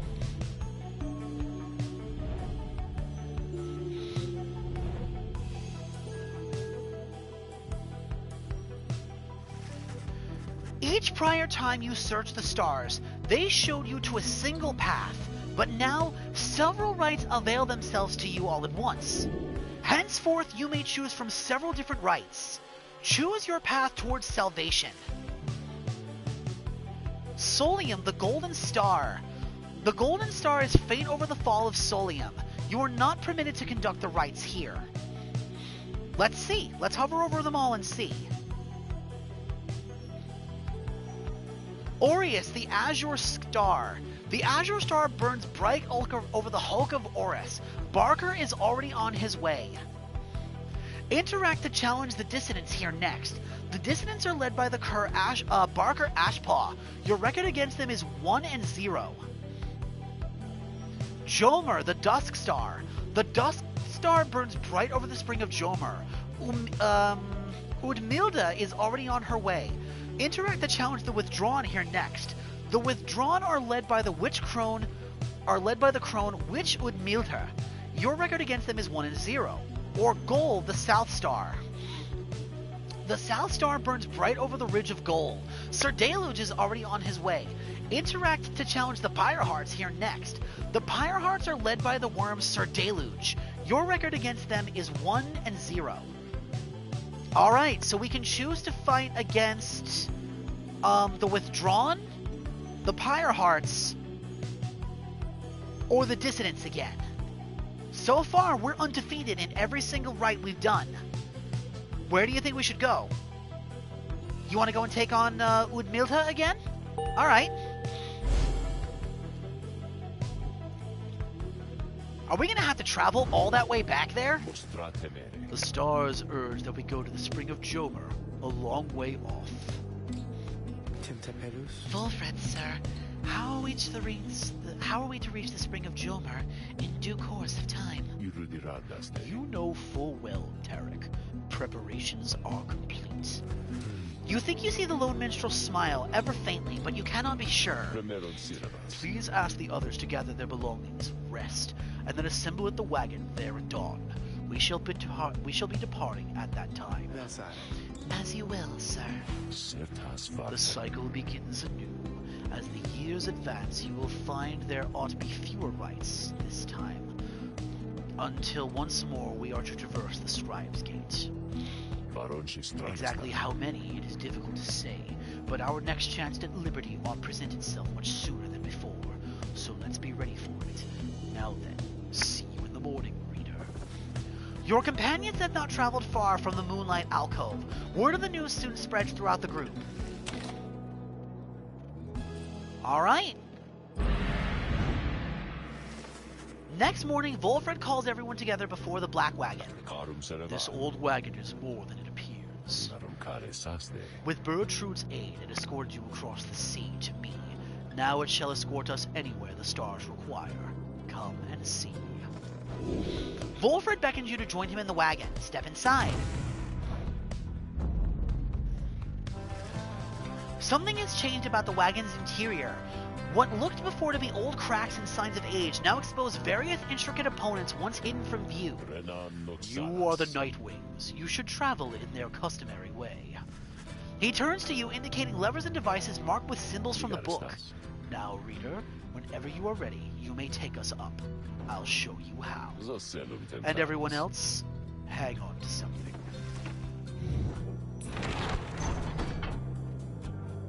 Take off! Holy shit, we can fly! After having soared into the sky, the black wagon remains aloft, somehow. By the Under King! Impossible. Hey, now we're talking! The Nightwings sail the skies again, wheresoever the stars may call for them. There is one catch. The downside provides few locales suitable for landing. Though we should be able to find at least a couple of landing places near where we're going. Well then make way by land or sea towards our destination. Now, without further ado, let us proceed. The black wagon can fly! Seek landing near the spring of Jomer. Sail now the skies!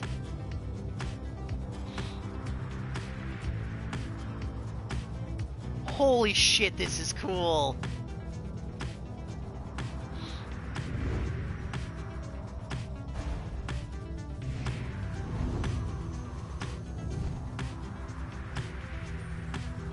Oh, would you look at that?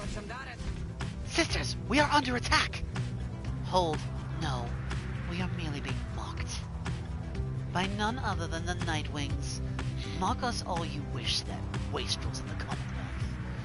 By the sight of you in that utterly outlandish wagon, your mere existence is an affront to the act of flight. Would that my sisters and I could soar tireless and flee as we once did, but nay, we must resort to such ignoble means of travel such as you. Now stay away from us, that our vengeance should extend beyond your commonwealth and become much more personal in nature. Oh, that's so cool! Check it out, you can even see all their other campsites. Neat!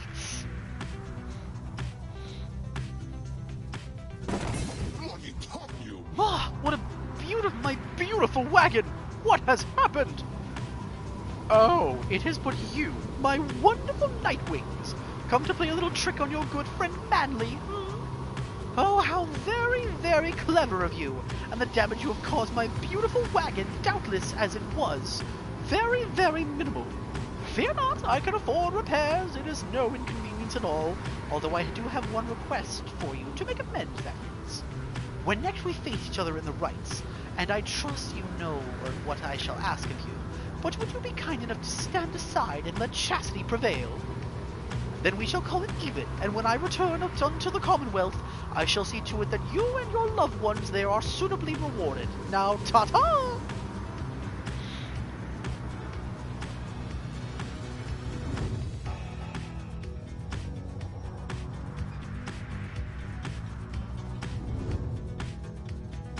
Oh, what's this? As you soar above the waters of the Worm Gulf, you notice Sir Gilliman saddle up to you, very slowly. We are very, very, very high up above the water. If this knight is not mistaken, this knight's brethren lurk beneath the surface there, in numbers untold. Fortunately, if we were to come crashing to the surface now, then this knight, why, he would receive a watery burial in the custom of our kind. Oh, that's neat. They've got little areas that you can just like interact with on the map to get some flavor text from the others. Very cool.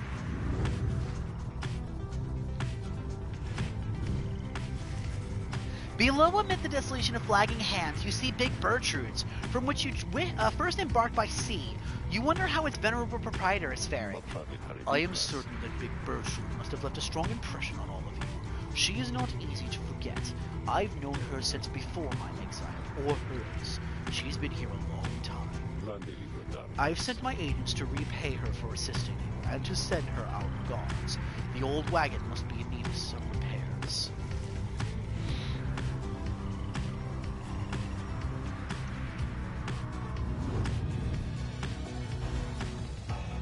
Move to look around. The spring of Jomer has always flown forth from from the crushed carapace of Bylanthius, the legend of whose demise is a rather sordid tale. Perhaps you have already read it in the book.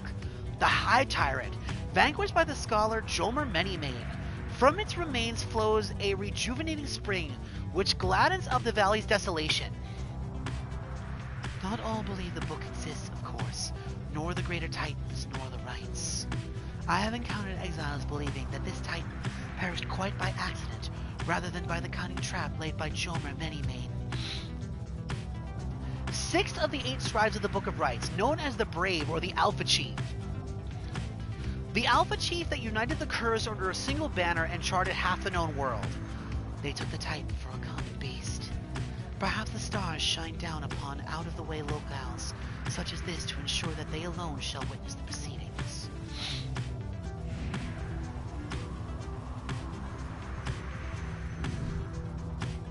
Alright.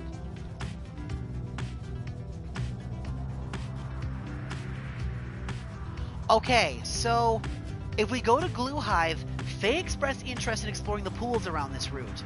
If we go to Flatfall, Jodariel says you may find something valuable. Considering we're broke, I think we should go for the valuables. Don't you think so, Deej?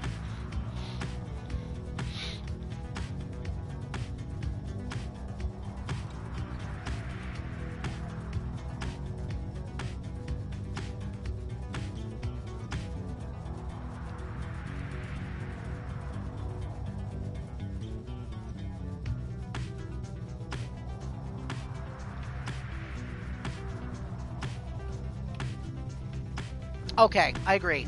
And again, we really could use the valuables anyway, so... You touch down in the heart of Jomer Valley, where first you faced the Fate and the Dissidents. You briefly wondered where they might be now and how they fare.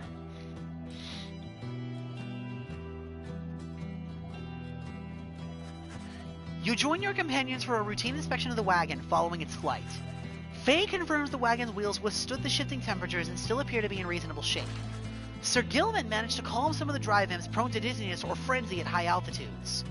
Other than that, everything checks out, and the rest of the crew got through the flight without complaint. You now have a little time before having to set forth by land. The Beyonder Crystal seeks Faye. Also, Sir Gilman wants to talk. Waking Wood Wisps. The wisps inside prove a scarce bit lighter than it is needed, all for a low monthly fee. Grius Stone exhibits a flagrant disregard for natural law, thus providing light entertainment. Singing Sands. The so-called singing is the sound of countless screeching wheel mites, a keepsake from Jomer Valley. Canvas Wings. The Blackwing is flight capable, though by which means you do not fully grasp as of yet. A keepsake from the Moonlight Alcove.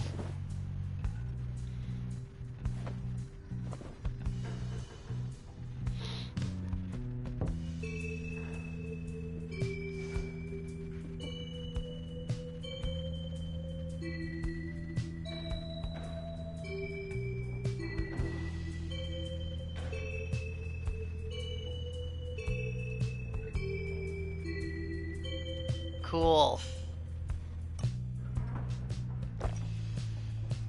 Alright, kept close nearby, Pamitha, sniffing the air, giving himself a bath, looking for something. Sir Gilman is nearby. Jodariel is braiding her hair. Alright. Let's read the book first. Whoa!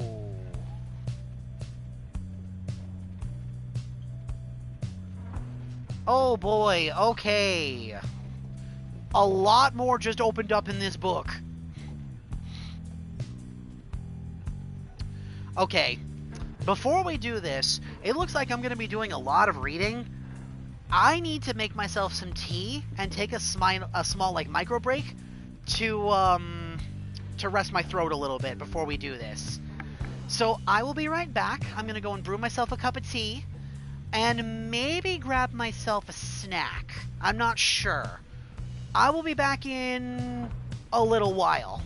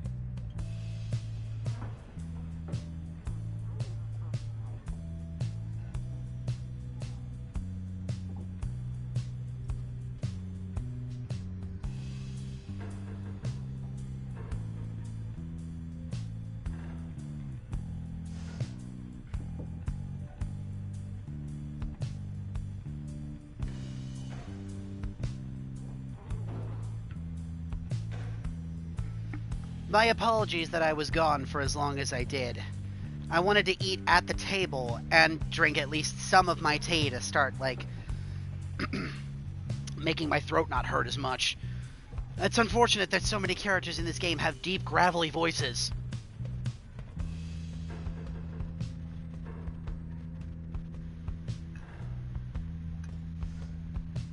Thank you, Deej. Sorry it took me a little bit to get back. Now, where were we? Let me just make sure we don't have any other ones to read here. Yep, mercy shown. Alright, we're here now, living in exile. Observations and ruminations on surviving the downside.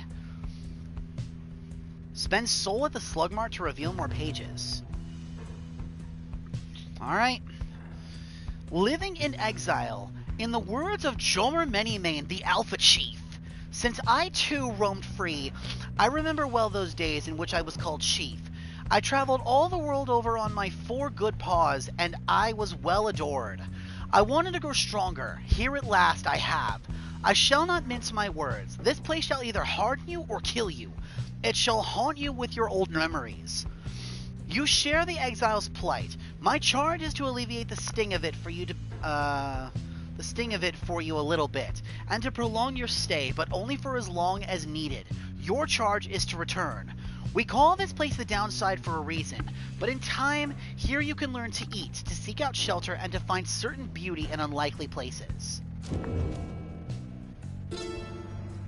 The Forsaken Lands. In the words of Molten Milithy of the Wild Witch, years upon long years we spent distilling life essence from many things, which all once writhed under the auspiciousness of their own mortality, which we ourselves cut short. In this we have no regret. We have learned much, and so we think did they. We earned the title of Witch, and we were forced to flee into the downside. Here we encountered Solly and Myrrh, and soon we gained an understanding of each other. He bade us circumnavigate these lands and catalog our findings. We felt a strong desire to explore the secrets of this land. He wished to yield benefit to those who followed in our wake. Indulge us both then. Jomer Valley. In the words of Molten Milithy, the Wild Witch, the downside prairie first appears serene. It is not. The soul there accommodates only the region's brutish native vine and overbrush.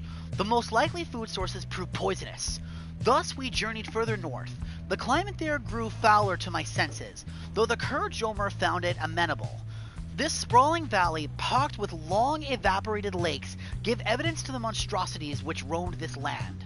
We found the region's western edge to be more pleasant on the whole. Therein we found sources of fresh water, whereas over to the east we found the edge of the land's most hideous decay. Mount Avodiel. In the words of Molten Milithy, the Wild Witch, spanning the summit of the sacred Mount Alodiel involved no small amount of sacrifice and sorcery in varying proportions. The mountain's energies were palpable, the sensation that we felt indescribable. The lands we stood upon were closer to the stars than to the world we knew. It was upon this highest point in all of the downside that we first made efforts to concoct this tome, which you now read. It was there that we were stricken with a vision of the cycle of the rites, and felt together for the first time a sense of freedom unlike any we experienced before, but that is a subject which our comrades shall illuminate in greater detail. Return to different regions to reveal more pages. Spend soul at the Slugmart to reveal more. Continue your journey to reveal more. Visit the celestial landmarks to reveal more pages. Let's see. Concerning the races and ethnic groups displaced to the indigenousness of the downside. Pertaining to locales discovered to have cosmic significance. In the words of Lul Solarin, the 100 Minds the Scholar, do you feel a kinship with the stars? You owe your everything to them. Perhaps one day even your freedom. I chase the stars across the river of my genealogy until they led me here. I demanded they explain to me the paradox of knowledge, for how it is that something can be shared yet still contained within ourselves in its entirety. The stars did not respond, but set me on a quest. I sought the 9 landmarks, which they revealed to me so that someday I could reveal their mysteries to you. These landmarks, emissaries of the stars, are 9 lenses through which we see the land and see ourselves in a new light. The Book of Rites, in the words of Solarian, 100 Minds the Scholar. Much can be said about the Sisters of the Ark, whom we banished to the great beyond, for deems irredeemable. Suffice it that the details of their banishment are written in this book. The sisters and the book became inseparable, not unlike the stars, their light, and the infinite darkness that engulfs them. The stars communicated to us, and you in turn.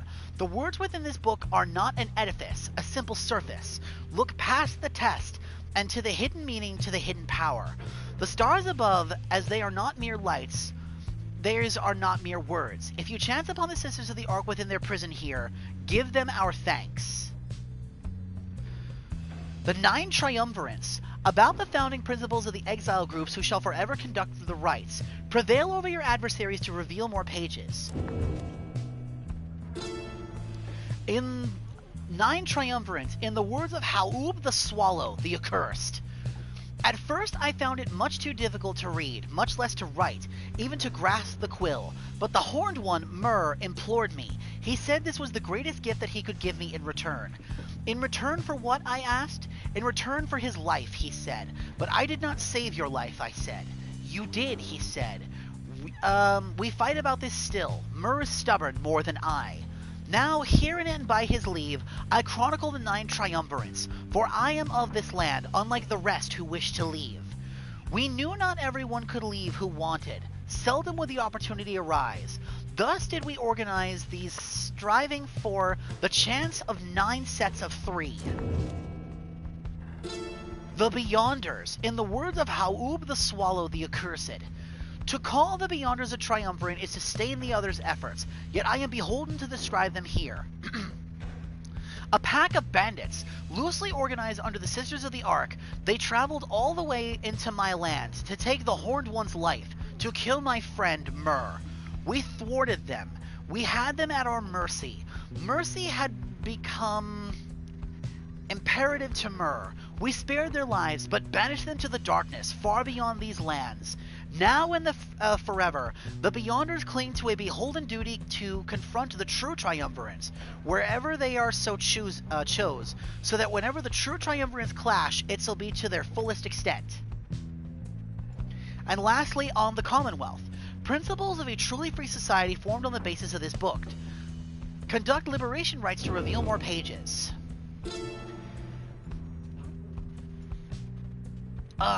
On the Commonwealth, in the words of Trieste Trithis, the Blessed Born, we the 8 assembled here together in the downside, and we give our freedom so that you may yet have yours. It is an exchange we have not made lightly.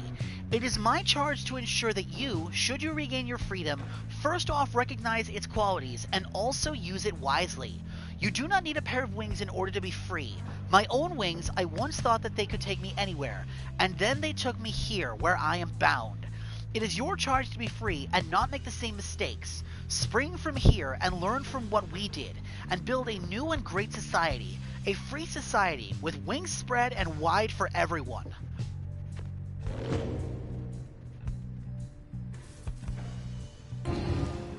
I was beginning to wonder when you would return. What's on your mind? Ah, my best friend in all the world. Come to visit me again? Does it make you uncomfortable, perhaps, that I should call you thus? Perhaps you think that you do not yet know me very well, but I know you just fine. You reveal a great deal to me when you come to visit me like this. You are not the only one who can sense things in others, you know. She laughs to herself. One learns to read a bit when forced to suddenly appear within a book for 837 years or so, especially if one is wont to pry a little. You understand, for it gets rather boring here. I know all about you. A crippled scholar who vowed to help their friends be free again, only to end up spending all their time talking to an apparition stuck in a stone. Oh, I know about your loves, or lack thereof, about your favorite pastimes, certain habits you may be somewhat loath to admit. Fear not, of course. I use the special knowledge only as a means to entertain myself, I think. And if you don't like it, why, just keep your distance, like so many of your predecessors. As for the other Beyonders, they are as wraiths to me as I must seem to all those idiots with whom you consort. I cannot confide as easily in my own kind as I am able to confide in you. But I suppose that I have said too much. Thank you as ever for the visit. You have given me a lot to think about, more than you know. She laughs again softly. All right. Oh, good. And I was just beginning to feel more bored even than usual. All right, Faye, your turn. You ask Sandra to administer one of her special trials for Faye. I must admit, I do sense something from that one. I once had a wild heart, myself quite like her own. We shall see if there is more to her than that. Let us bring her forth. Soon Faye arrives in heat of the summons. The scribes!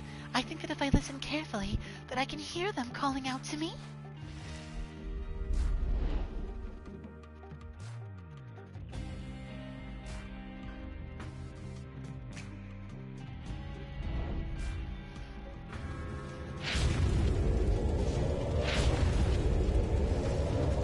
The apparition Sandra appears and unfastens her mask.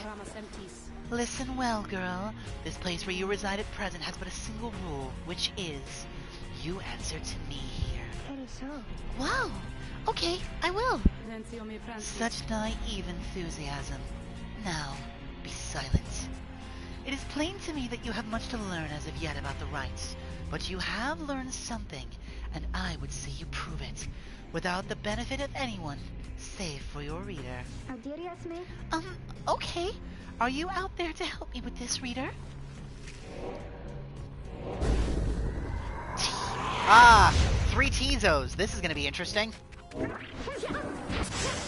Ah, what the hell?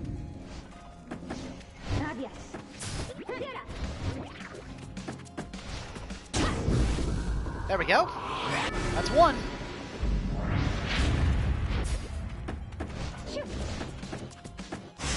Ah! Damn it!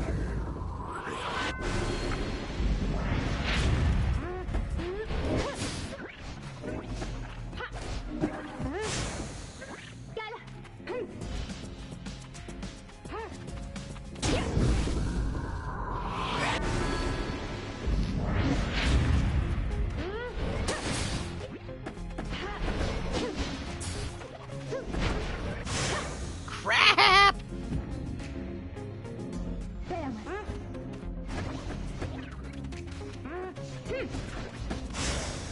Damn it, they're all faster than me! What?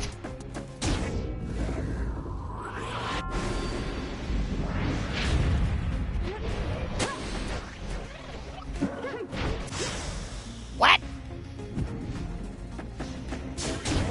Oh, bullshit.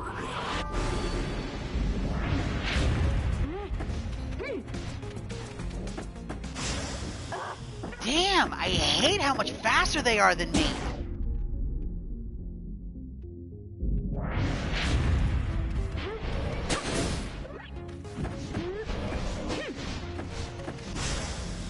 Are you kidding me?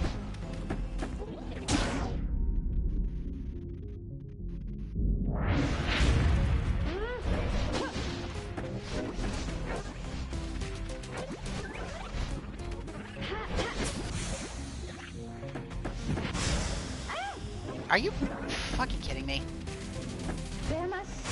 Give me that back.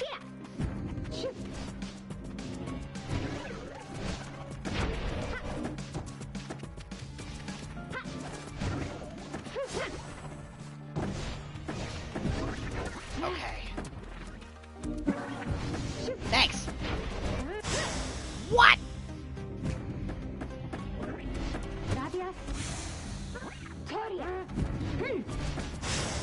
Oh my god.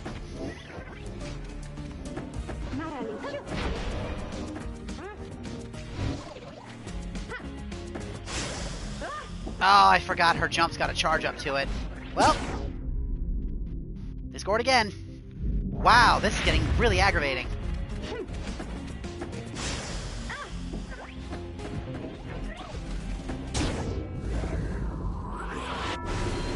Holy shit, I might actually lose.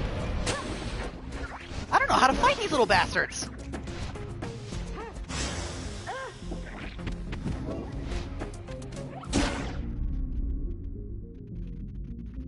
If they score one more goal on me, I lose. So this is match point no matter what happens.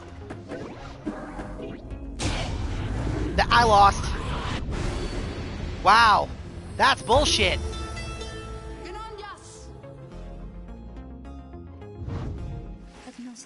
I'm sorry. I just thought I could do better. As expected, the Moon Touch girl is not fully competent. I would tell you not to waste my time, girl, but the truth is that my time is there for you to waste. Do inform me when reality catches up with your expectations. Yes, we can do better. Good, for I had longed to show that savage more of her many failings. No, not really, because believe it or not, fighting 3 enemies that are like Tiso is actually really scary. They are much faster than me, they can move further than me, they can fly, and their aura is much bigger than mine. I actually have to try here.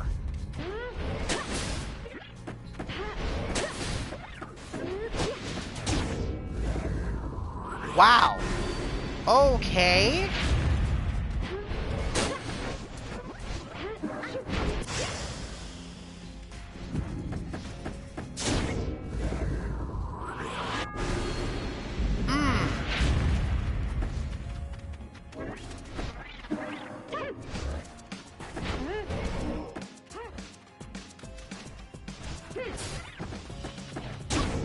There we go.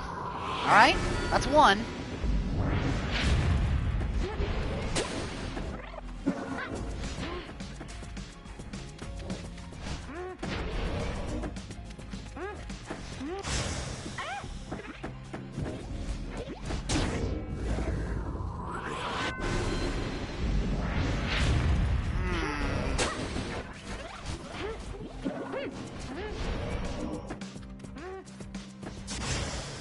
Oh my god!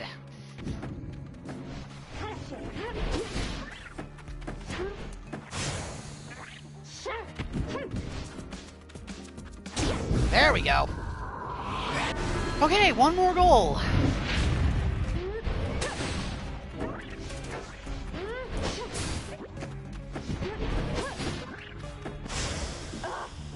Little bastard.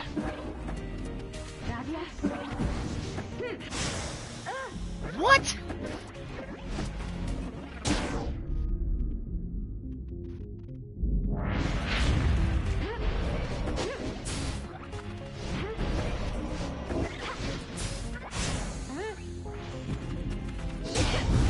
There we go.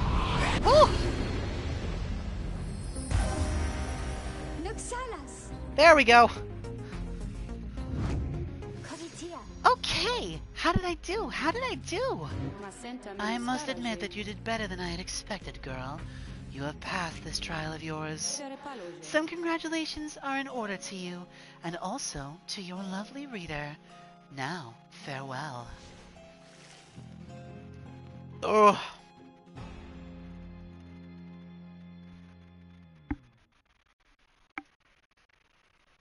That sucked!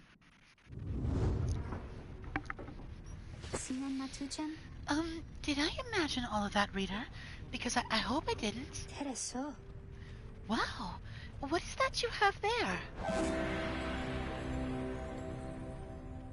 Calmer's anklet. Yeah, that's fine. After Faye casts her aura, it can bounce off of objects and solid surfaces. The Royal Trader's hollow band ensured the Sisters of the Ark were to carry out their mission. Ooh.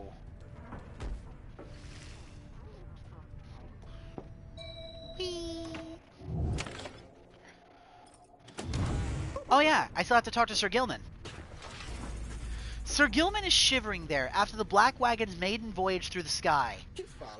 Master Reader, this knight is very, very slightly out of sorts is all.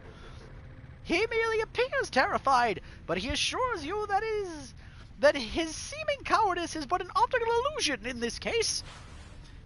Pamitha overhears and joins you. Flying's not for everyone, Sir Knight. This knight heartily concurs, though how anyone at all can stand it, he has yet to understand. Well, let's see. What's it like to swim in the seas of the Sea Dominion? Ah, those glorious murking waters, engulfed in hideous warfare to be sure, but otherwise a joy to cut across, to feel the coolness of the waves beneath one's gill slits and the like, though this knight is now accustomed to his life above the surface. Flying is just the same, Sir Knight. It resists those of us not born to it. I, in turn, have wondered what your seas are like, but the thought of swimming fills me with disgust. Though I haven't had to swim, and you now have to fly. That's very brave of you, and you handled it better than some harp fledglings I've met in my day. You'll get used to it. She departs, but you sense Sir Gilman is feeling better after the exchange. Sir Gilman has gained +1 hope for the next rite. Wish him well. Sweet.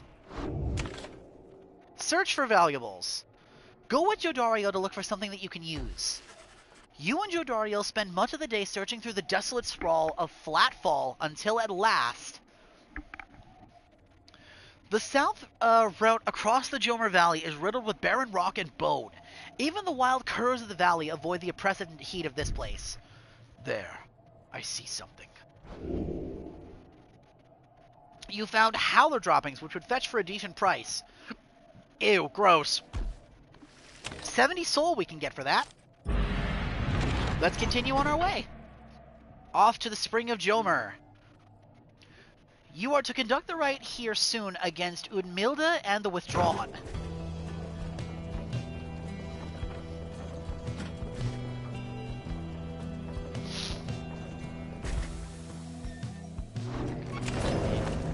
Alright.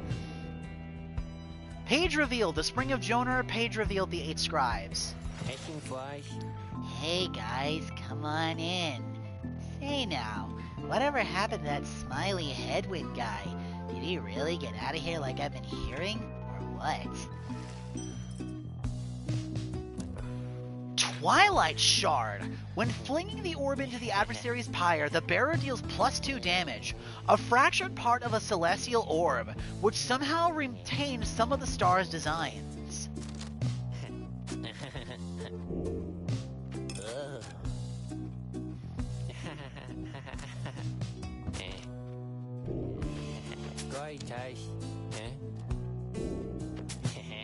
Alright. I think the rest will save for now. You guys really are my favorite customers, you know? Hello, Jodariel.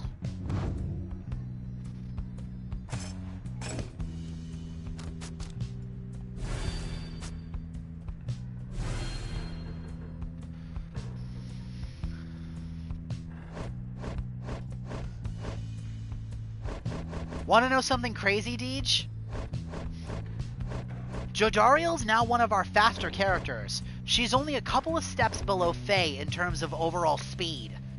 For a character her size, that's pretty nuts.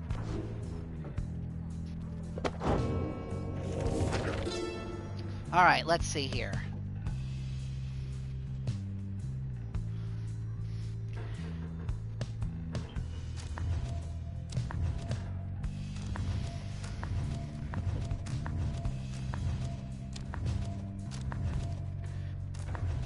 Okay, here we go. The 8 scribes. In the words of Golgothanian, the Master General, we found each of the others in due time, by fate, not by coincidence. The wise Salonian stood amongst the trees, gazing at the stars, expecting us. The wild witch, Milthy, was enthralled by my liege's utter transformation. She stayed her sorceries. Blessed born, Triesta swooped down upon us, but to warn of imminent attack. The many-maned Jomer thus intervened, and shared with us his humor and his hunt. Even the Under-King Oris himself sought out an audience with us. Thus we became the Eight, and journeyed on together.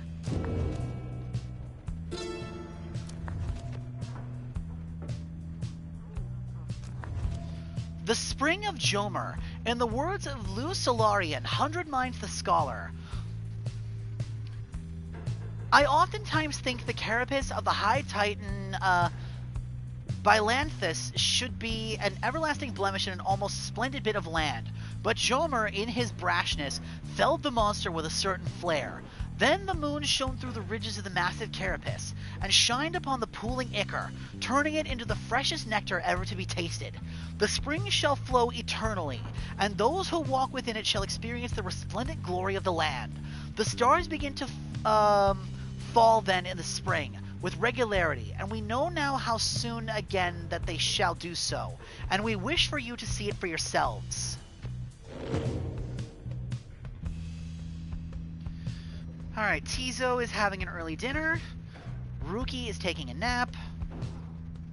Jodariel is nearby. Pamitha is donning her raiments. Sir Gilman is mustering his courage. And Faye is staring in awe at something. You'll find Jodariel seemingly deep in thought. You consider whether or not to even bother her. Your presence is not unwelcome, reader. Remain a moment, please. She stares at you for some time.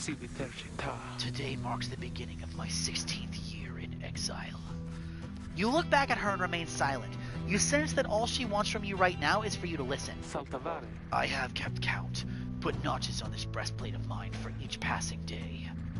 Notice how much it is frayed. 16 years, reader. The orphans whom I fostered would be long since fully grown. Some of them are likely gone. Many of them spoke how they longed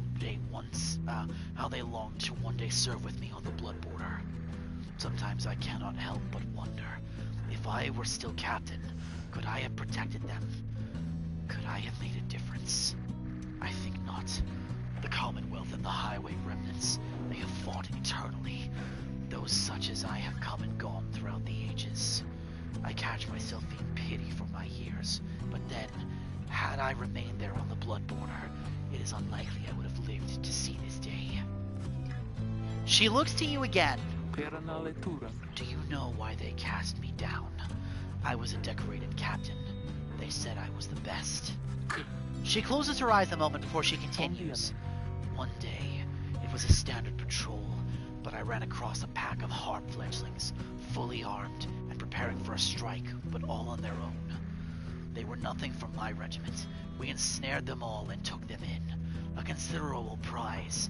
They were not yet conditioned and could be made to talk.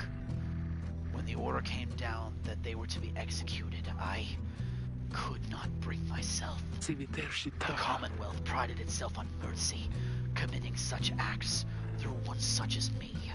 It was unconsiderable.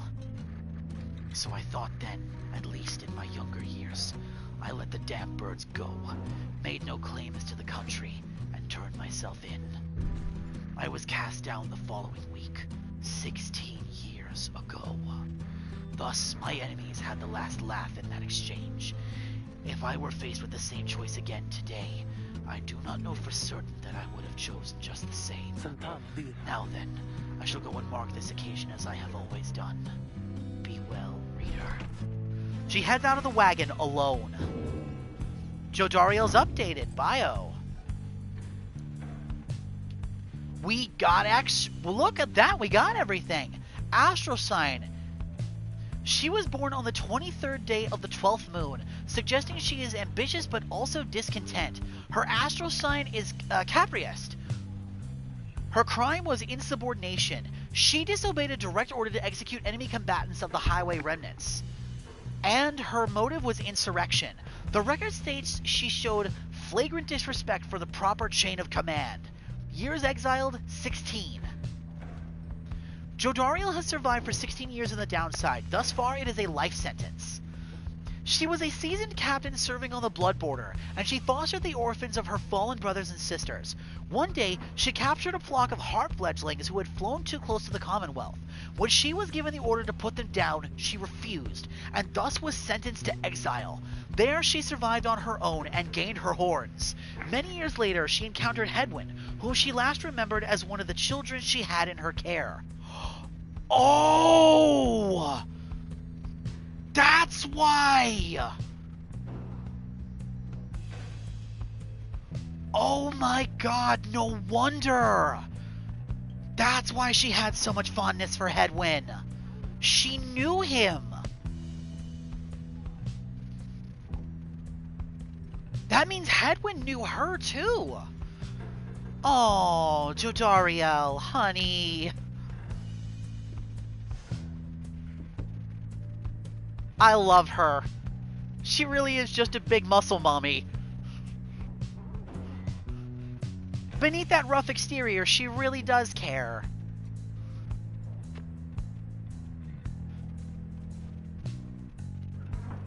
Deej, brother. Why are you continuing to use your powers for evil?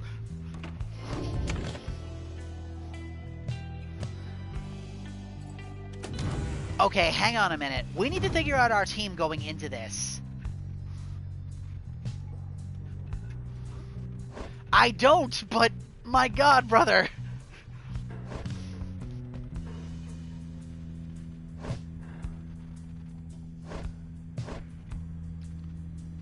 I think Pamitha and Sir Gilman absolutely need to come in here. They're the lowest levels out of everybody. The second lowest is probably Faye, though she's almost tied with Tizo. I think absolutely Sir Gilman and Pamitha need to go into the next one. Okay, I agree.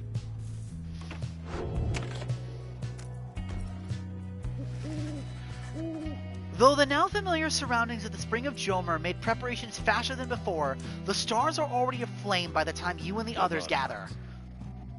At last. Well, Tizo, I have every faith in your ability in this. Tizo is feeling more than ready to take on the Withdrawn. You wish them all good fortune. In turn, little else is said, and together you watch the celestial harmony in calm and silence, and await the Withdrawn.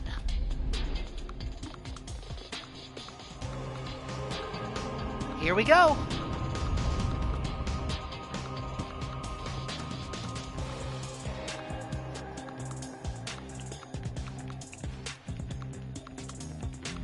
Reader, ever persevering, aren't we? Well then, rejoice, because the cycle of the rites begins anew. Perhaps you'll liberate another soon enough. Your chosen adversaries here shall be the Withdrawn. Man, that scorpion is Reduce huge! their flame to ash, just as you did when last you met. Now, who exactly shall oppose them? I didn't really realize how big that scorpion was. Previous time, we smirched our flame, we did. A mockery. This time, all for Yizlok, no matter the results, and no matter the cost. The Withdrawn. Let us show them what the Nightwings can do.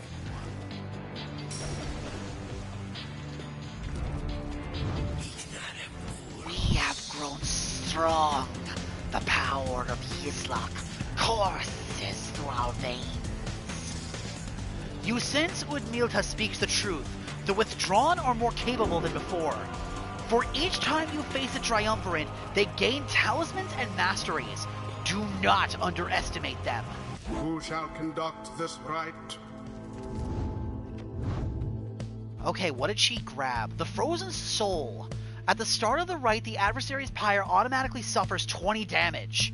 Ew! Hex of Defeat. While Udmilda's pyre has less than her adversaries, she deals an additional 5 damage. The Wild Witch would claim that for which her successor sorceries 10,000 others failed. Greater Blast. Udmilda's Aura Blast arcs in a wider angle, banishing adversaries in a larger range.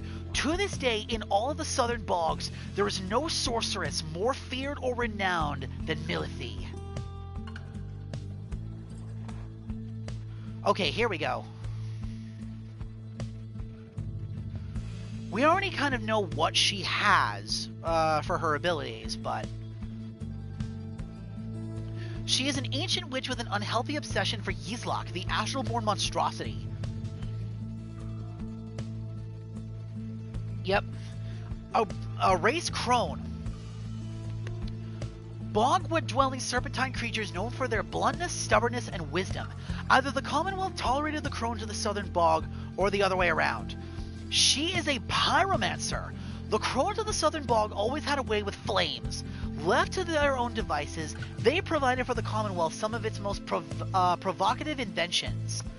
She is one of the most reclusive crones of the southern bog, though she seems right at home here in the downside. She frequently invokes the profane name of Yizlok, and seems to be acting on the will of the dark dead god. Whatever her intentions, they cannot possibly be good. He's got a Twilight Shard. When flinging the orb into an adversary's pyre, it deals a bonus 4 damage. When casting Implode, returns faster. When fluttering or zipping, Piab moves faster. Piab Implodes can banish adversaries in a wider area. Holy shit, they are stronger! She's a little past level 3. These two are level 4. The other imp is already almost level 5. Oh shit!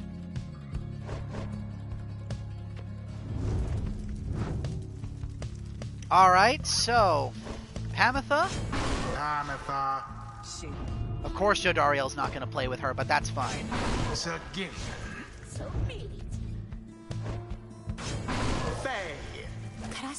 Here we go. Done. Okay, I think I am ready. Hear us, Yizlok. Bring to us thy terrible power.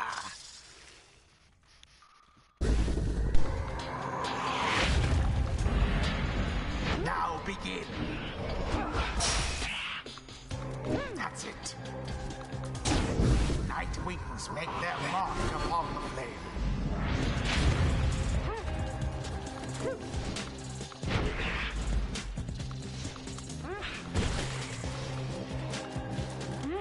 I almost pity what transpired there.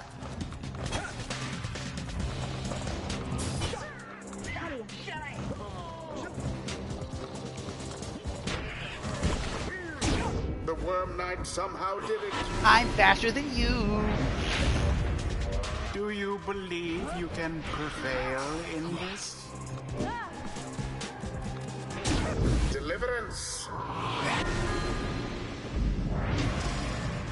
Even now the ashes of our pile mingle with his lifeblood. Prevail or no, ye shall not interfere with his return.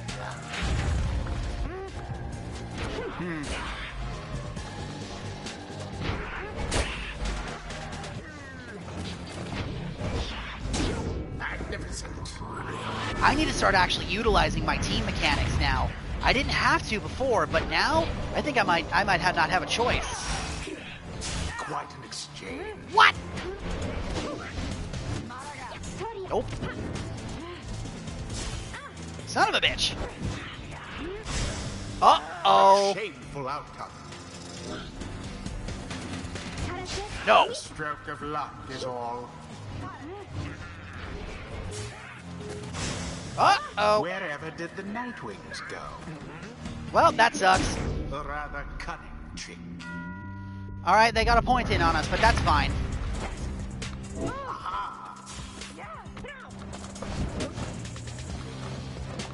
You're not faster than me. Never mind.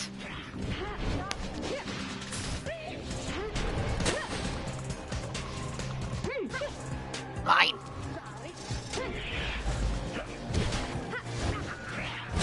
Got it! Righteous fire. But not enough. One more point. Now end the ceremony. There. Got it! And it is done. Woo! My The undefeated Night streak Wings prevail continues. again. And such a well-conducted victory it was. Woohoo! Thus end this night's proceedings. His savors defeat. Thine, ours, he cares not. Ye shall see. Bask now in the wisdom of the scribes. Awesome. Faye leveled up. Or not quite, but... Alright. Cool. Alright. Looking good, looking good. Until the next rite.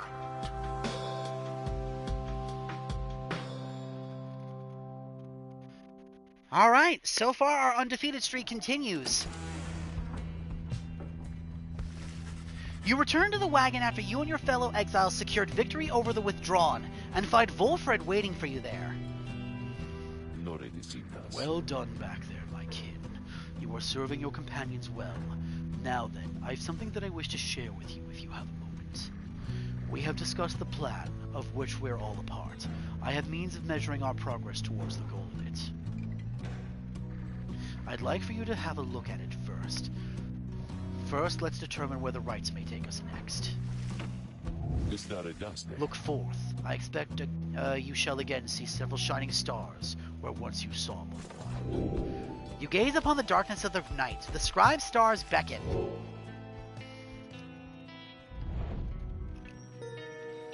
Triesta, Gol, and Milithi. Where are we going now, dude? Several shining stars, a trick of the eye or the will of the scribes. Who can say? I too once gained this newfound vision many years ago, following my first liberation rite, and I believe only we of the Nightwings have this gift. I realize that in choosing whom the Nightwings confront in each rite, we in turn influence which triumvirate we face when the time comes for someone to be set free. The object I invite you to see contains further details. Henceforth, you may use Volfred's planner to see your current progress. An object that shows the relative standings between the 9 triumvirates in the rites. Whichever triumvirate curries the most favor shall confront the Nightwings for their chance at freedom. Look upon it now. Oh! Using Volfred's planner, you may assess your progress towards your ultimate goal, as well as check the standings of your adversaries. Volfred shall keep this information up to date for the remainder of your quest. You may look over it now or anytime in the Black Wagon or while reading the stars.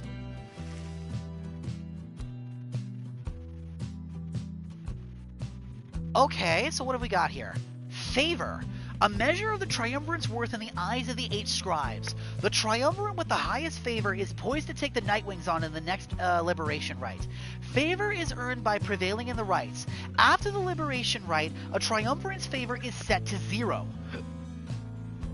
The Nightwings, created in the eyes of all 8 scribes, shall challenge all others striving for their freedom. Notice how ours is set to infinite and everyone else's is low. Favor of the Nightwings. The Nightwings shall always be favored in the eyes of the scribes. More favor is gained and lost against the Nightwings than any other triumvirate. The triumvirate with the highest favor is poised to take on the Nightwings. A measure of the current standing in the rites for Fate, Essence, Chastity, Withdrawn, Dissidents, Pyre Hearts, Accusers, and the Tempers. Feared and respected triumvirate thought lost. You have assumed their identity. Okay.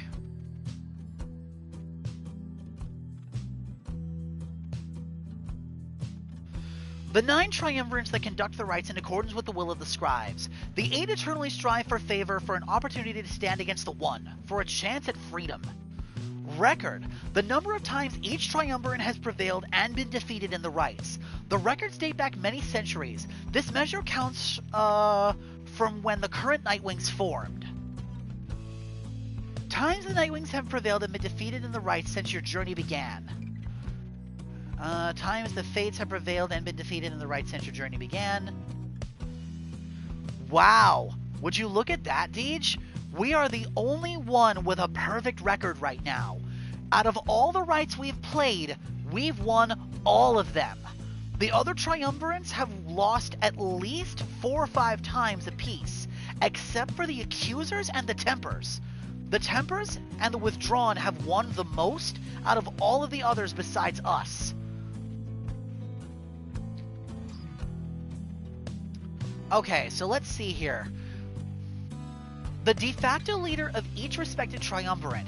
Exiles come and go, but their triumvirates have existed since the dawn of the current age.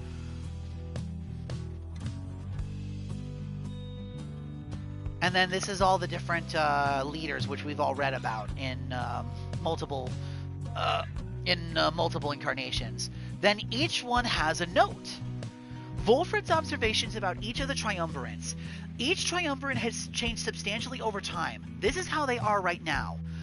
Ours is the triumvirate which against all others are judged. The Fate. They cling to the belief that the scribes are watching over them. The Essence. Prisoners of war for whose hatred for the Commonwealth runs deep. Chastity. Corrupt opportunists who mean to use the right for selfish gain. Withdrawn. Defilers of the rights who forsake the scribes for a profane monster. The Dissonance. Chaotic firebrands, unconcerned about what is at stake in all of this. The Pyre Hearts, once known for their spirit and bravery, now a craven laughingstock. The Accusers, their righteous traditions have given way to ruthlessness and spite. And the Tempers, prideful and having prevailed more than any other triumvirate combined.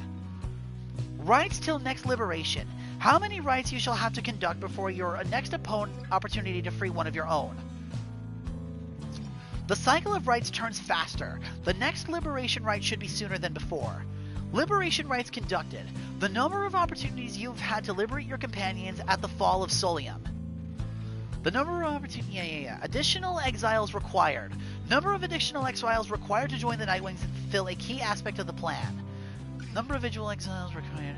Total rites conducted 9. Exiles liberated 1. The number of times you have conducted the rites against your adversaries. How many of your fellow exiles you have liberated to glory in the Commonwealth. Probability of success. Wolfred's current best estimation that the revolution brewing in the Commonwealth shall succeed. Lundium of the 7th of 9th moon, 8:37 AS. At long last, the plan is well underway. The cycle of the rites turns quickly for the time. We should soon have another stab upon the fall of Solium. V.S. Latest thoughts about the progress of the plan and current status of your quest. Okay, that's the Pyre Hearts. That's the Accused. And then the last one is... that is the Fate. I kind of want to go and kick Sir Deluge in the teeth again. This asshole sucks. I kind of want to kick him around a little bit.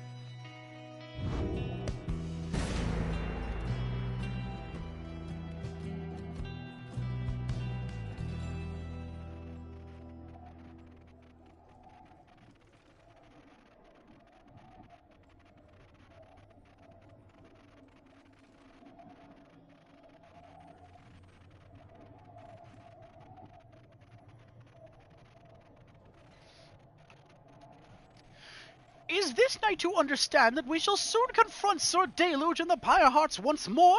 Then this is to be a most exciting time! This knight, once time commanding officer, imagine if you will, a worm without the slightest trace of bravery. Sir Gilman then recants his tale of Sir Deluge's past, and how it is that they wound up together in the downside. Sir Deluge, a worm knight of the Sea Dominion and former ally of Sir Gilman, he lacks the sort of courage for which his kind are known, yet somehow leads the Pyre Hearts anyway. Some worms born under the Sea Dominion's waters sought life's meaning on dry land.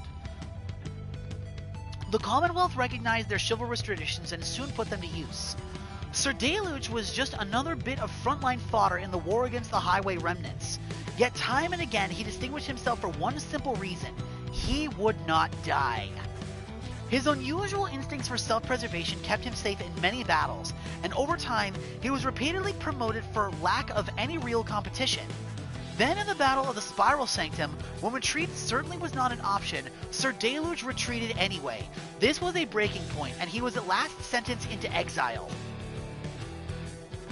In the downside, he sought water, where he made contact with Sir Gilman and other members of his kind. They all saluted him as their superior. The other knights had little choice but to respect his rank. As the Pyre Hearts, they conduct the rites in the name of their great hero, the Under King Oris, while adhering to their strict code. Yeah, seriously, this guy won by being a coward, and it was his cowardice in the end that got him exiled to begin with. This knight might not have failed quite so miserably at the Battle of Spiral Sanctum had his entire regiment not turned in disarray after Sir Deluge fled. Perhaps by confronting his former commander, this knight's own honor may be regained in part. For now, however, this knight must beg your leave. You say goodnight to Sir Gilman in turn. There is no time to make flight preparations now, though in the morning you will press on once more. Page revealed the Withdrawn. Oh, Volfred's planner. Volfred maintains a detailed summary of your progress through the rites. Volfred status, having a smoke. Faye is here. Pamitha is sleeping it off. Gilman is making speeches. Faye is nearby, I know that. Tizo is eating. Ruki is running around somewhere. Jodari is nearby. Sandra is considering new insults. I can sense you out there somewhere. What is it that you want? Take care of yourself, reader. Now, what does the book say? The Withdrawn. In the words of Haub the Swallow, the Accursed, the Withdrawn did spawn forth from the wild witch, Milithy, in whose vigilant pursuit of the unknown and the unknowable I always felt a certain kinship. Whether the Withdrawn were Milithy's kin by blood or merely worshippers, we trusted one another not to ask or care. What matters was that Milithy chose the most auspicious minds, who would stop at nothing short of the impossible. Though ever distant, the Withdrawn revealed to us such truths about the land, which long lay hidden even to one such as I.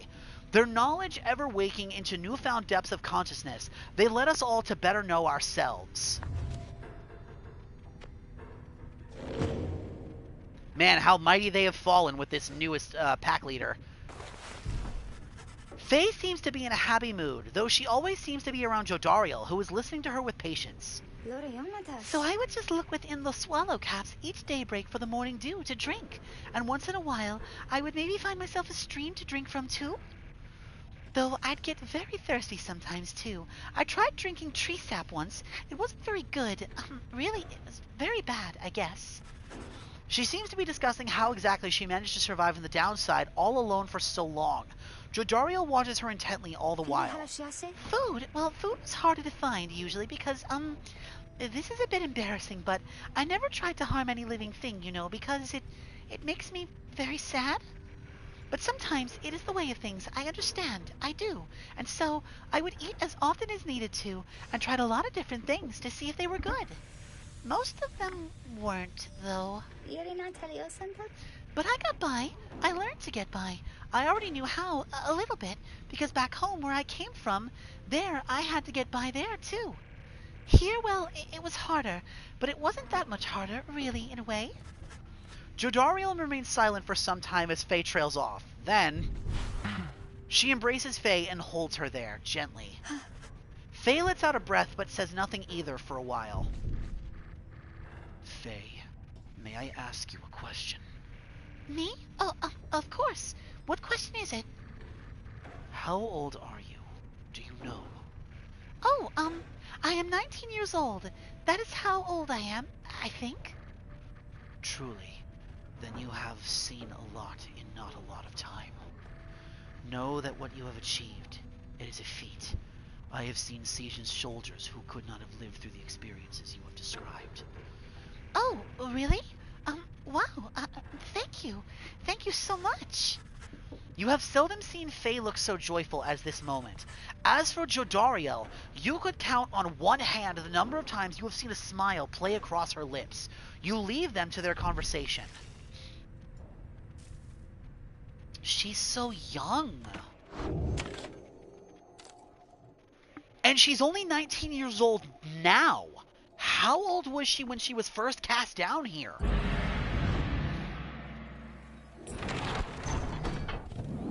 Up, up, and away!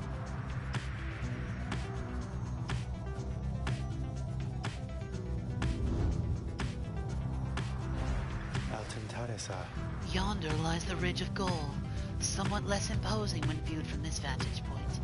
Do you not agree, reader? The myths of the downside hold that it is no mere ridge of stone, but the remains of Lord Gandroth, once slayed by Golgothanian himself. Lord Gandroth, the Serpent Titan, vanquished by the scribe Golgothanian. He brandished his tower shield and sent Gandroth's fury back into his own countenance. Golgothanian, second of the 8 scribes of the Book of Rites, known as the Oath Taker or the Repentant, the Empire's Master General entered exile of his own volition to pursue his liege. Though, perhaps such a tale is of little import now, when you stand to confront the Pyre hearts there in just a short while.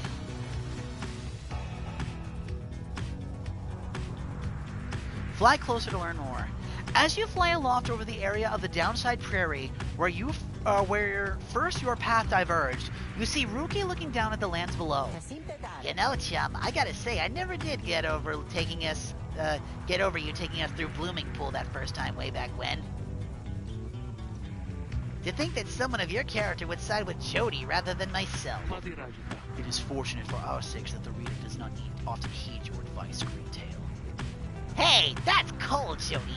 My chum here listens to me at every turn, I'll have you know, except for that first time. A shame we shall never know what delight awaiting us at home. Oh, you missed out. You mark my words. We'd all be riding in style by now rather than sputtering around in this old thing. No doubt. Despite how it appeared to you at first, they both seemed to be in good spirits, reminiscing about old times. Ruki and Jodario gained +1 hope for the next rite. Hell yeah! You soar near to the border of the Sandfolds, where your companions first found you in the downside long ago. Exiles cast down river wash up in the southern edge of the downside. It is an unlivable waste. Exiles who survive the river journey are then left to struggle here. There is nothing left for you there, and you wish never to see it again. Alright, let's see here. Hollow Route. The northern route of the Ridge of Goal passes through this small exile encampment. Pamethyst says she can sway the coming right against the Pyre hearts in your favor here. And Blooming Pool. The southern route to the Ridge of Gold goes through a humid area pocked with hot springs. The Lone Minstrel suggests that a good supply of stardust may be found along this route here.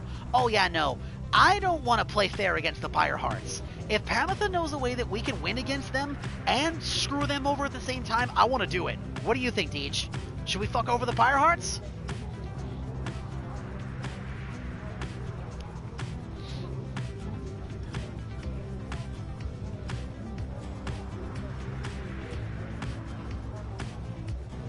I agree.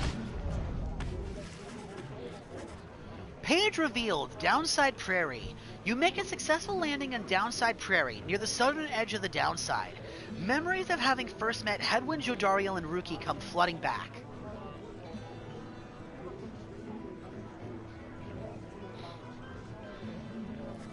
You now should have some time in the vicinity before continuing onward toward the Ridge of Gold by land. Instill fear in the Pyre hearts. The Beyonder Crystal seeks Tizo. What's this? Downside Clinger. Yields fruit from time to time, though only if one says the magic word. Received a downberry? This can be sold at the slug market. Plucked from the Downside Clinger plant, strangling the back ball of your wagon. Used as a stress reliever. Oh, it's worth 5 soul. That's not terrible. The more of that we get, the more money we're just going to make, so... Let's read the book first. Downside Prairie. In the words of Molten Milithy, the Wild Wish, the Downside Prairie is connected to our realm via a single artery, the river named for our prestigious sap colleague, Lewis Solarian. That river gushes into seeming nothingness. That seeming nothingness turns out, of course, to be the downside. Its existence undermines thousands of years of thought about the composition of our world. The downside southern edge we call the Sandfolds. It is a desiccated wasteland, speaking well to the land's lack of hospitality. Here the strength of many who survived the river journey finally fails. If only they could clamber further north, where lies the verdant downside prairie. A better place to perish, to be sure. You called for me, lovely reader. You know, my lovely reader, I must admit that I did not expect your fellow followers to be quite so receptive to instruction as thus far they have proved. I know not whether they owe it all to you, or have somewhat more to them than I was first thought inclined to think. In any case, however, I am pleased that they are not entirely disgraceful.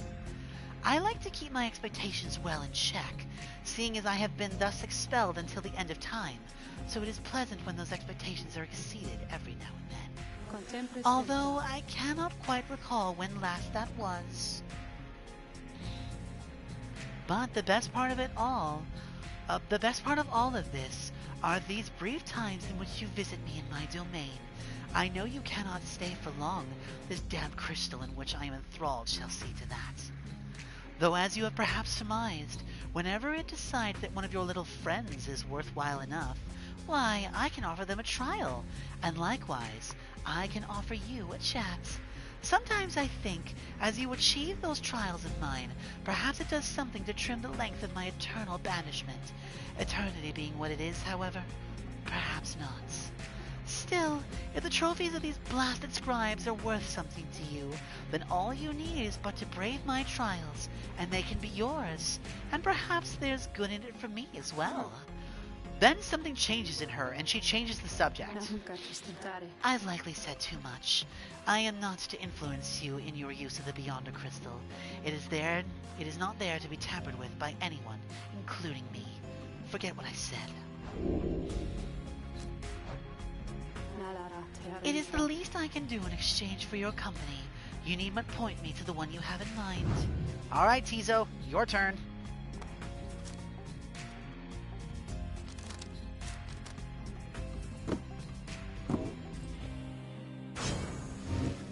You ask Sandra to administer one of her special trials for Tizo. I dare think I remember something of that imp. He certainly stood out from all his ilk, although that really is not saying much. Well, let us bring him forth. Tizo soon appears in heat of the summons.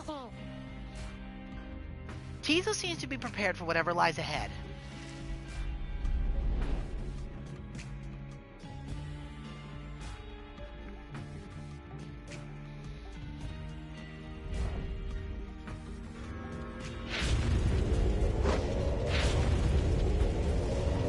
The apparition Sandra appears. Yeah, me too. I'm really glad that they translate Tizo's speech. The apparition Sandra appears and unfastens her mask. Listen well, imp. You answer to me here. Tizo indicates his understanding and is prepared to begin Sandra's trial. You know the formalities, of course. Show me, then, what you have learned thus far about the rites. Here in this trial, it shall be just you, my Beyonders, and your lovely reader. Let us see how you fare. Oh, it's a pack of nomads, it looks like.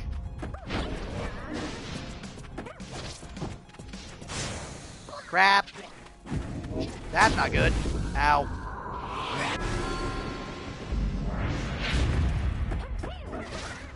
Son of a bitch.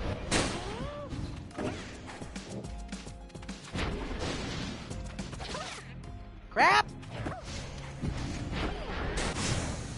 Double crap. Why am I struggling with the trials more than the actual rites? The exiles are kicking, the Beyonders are kicking my ass.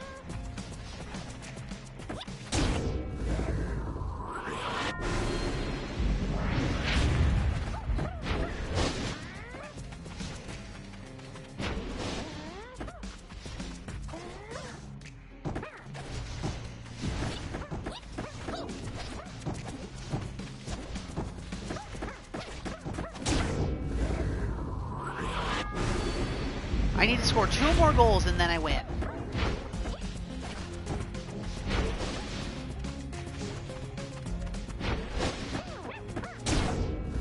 There we go. One more.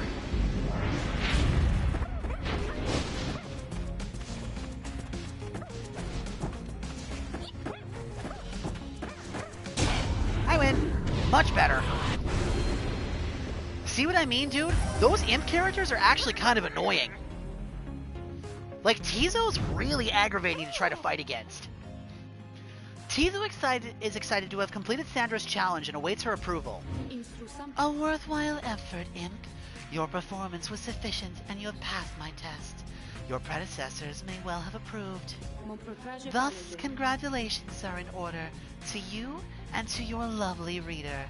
Now, farewell. Sandra's favorite. I got an achievement for that.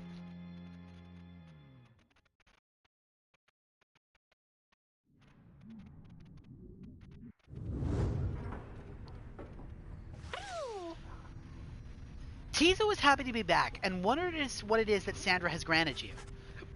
You take a closer look at the new artifact in your possession. Howl's Wing. Tizo's Flutter and Zip abilities cost less stamina than usual. Oh, that's amazing! Even the scribes were taken aback, faced with such the sheer ferocity from one which was such a small stature. That's brutal! That's one of the best scribe relics we've gotten. I'm immediately equipping that to Tizo. He doesn't need anything else. The fact that he can just jump around and move more is amazing.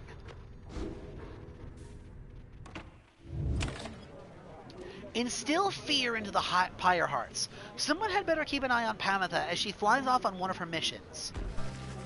You do your best to keep up with Pamitha as she delves into the rolling hills of the Hollow Route. She indicates that some of her winged sisters may be nearby to lend their aid. The northern route to the Ridge of Gold goes through a small exile encampment. Every so often, tempests come and scour the land away the huts and hovels, but they always crop back up.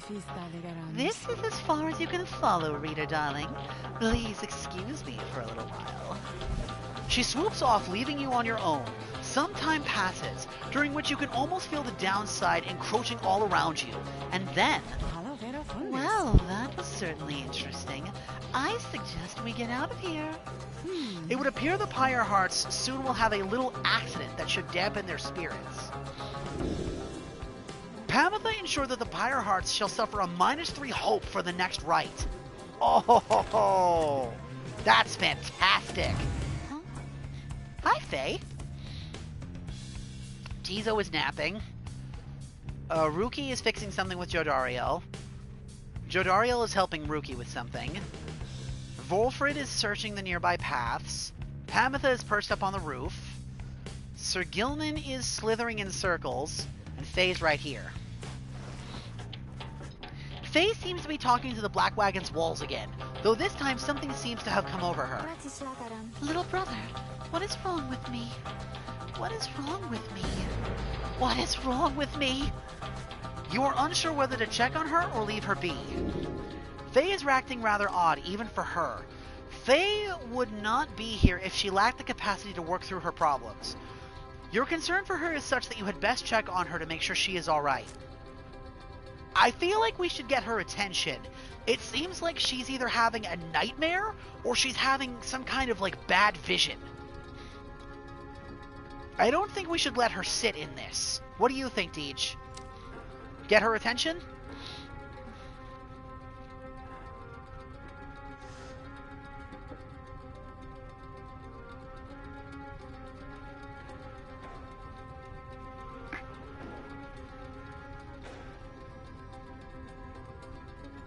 Yeah, we're gonna get her attention, right? Okay. Though Faye is clearly capable of surviving on her own, you do worry for her, and in this case make an attempt to reach out to her. Oh, hi, reader. I didn't think I saw you there just now, and so my little brother here and I, we were just talking for a little while. Well, I was the one doing the talking, while my little brother, he's just a wagon wall, so he cannot respond. He can't respond, but he can listen, and he listens really well. Now, I'd like to get back to my conversation with him if you don't mind. You're welcome to stay, though, if you'd like. It seems Faye is doing alright after all. Faye wishes to continue her conversation. She says we can stay, so she did invite you to stay. Perhaps you will learn something of her. Alright, we'll keep listening. You decided to take Faye up on her invitation and keep listening to her conversation with the wagon wall, her little brother as she calls it. Anyway, what was I saying? Oh, I remember. It's that they always said that there was something wrong with me, but they wouldn't really tell me what. They said that I was moon-touched, but so what? Those deemed impaired by Commonwealth standards or very different in a negative sense. So then the scribes, they called me here. They are the ones who brought me here, not those people. They were so cruel. They were always so cruel. I didn't have a little brother at the time. No one that I recall, really. Although so much of it back then, I can't tell how much of it I dreamt. Most of it, I didn't want it to be true. But I remember that they threw me out. They decided they would throw me out and let the scribes take care of me. They said the scribes would take care of me. It was very quiet here, and I was all alone again. Although I think I liked it more, being alone down here than being alone back there. Everybody's alone down here, and so it makes me feel less alone somehow. Back then, back there, why, I would sometimes see families, brothers, sisters, mothers, and fathers. But here, there was hardly anyone at all. But I knew that I was closer to the scribes, and I knew that they were in the sky above, and I would search for them up there, you know, and then one night, I found them. I saw the stars, and they were falling to the ground, and I thought, why, is it the scribes themselves are crying? Are they sad? And maybe, are they sad for me? Well, that was when I first saw you, little brother. With your help, I would get closer to the scribes. That way, maybe they could answer all my questions, don't you think? But I'm so very glad I found you and the others. I'm finally not alone.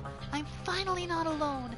And more importantly, I think sometimes I even feel that way, that I'm not alone.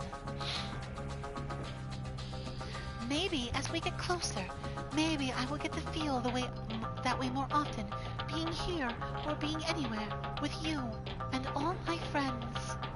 She falls silent. Though you were concerned for her at first, you sense now that she is at peace. She wanders off, faintly smiling. You have a sense that you better understand her now. Bio update.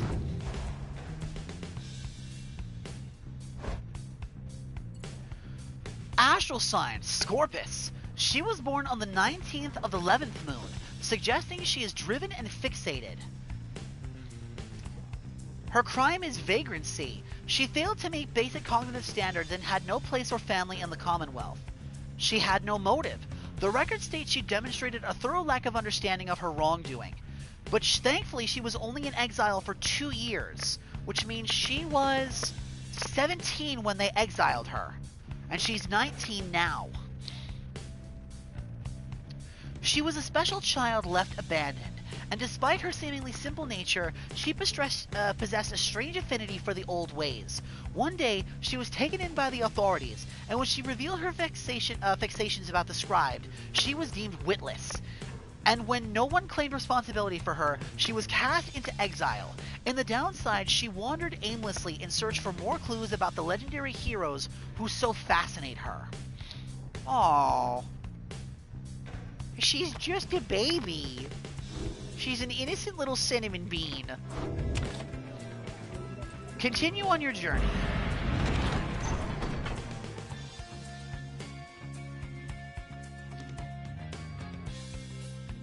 And back to the ridge we go. Soon we will fight Sir Deluge and the Pyre Hearts.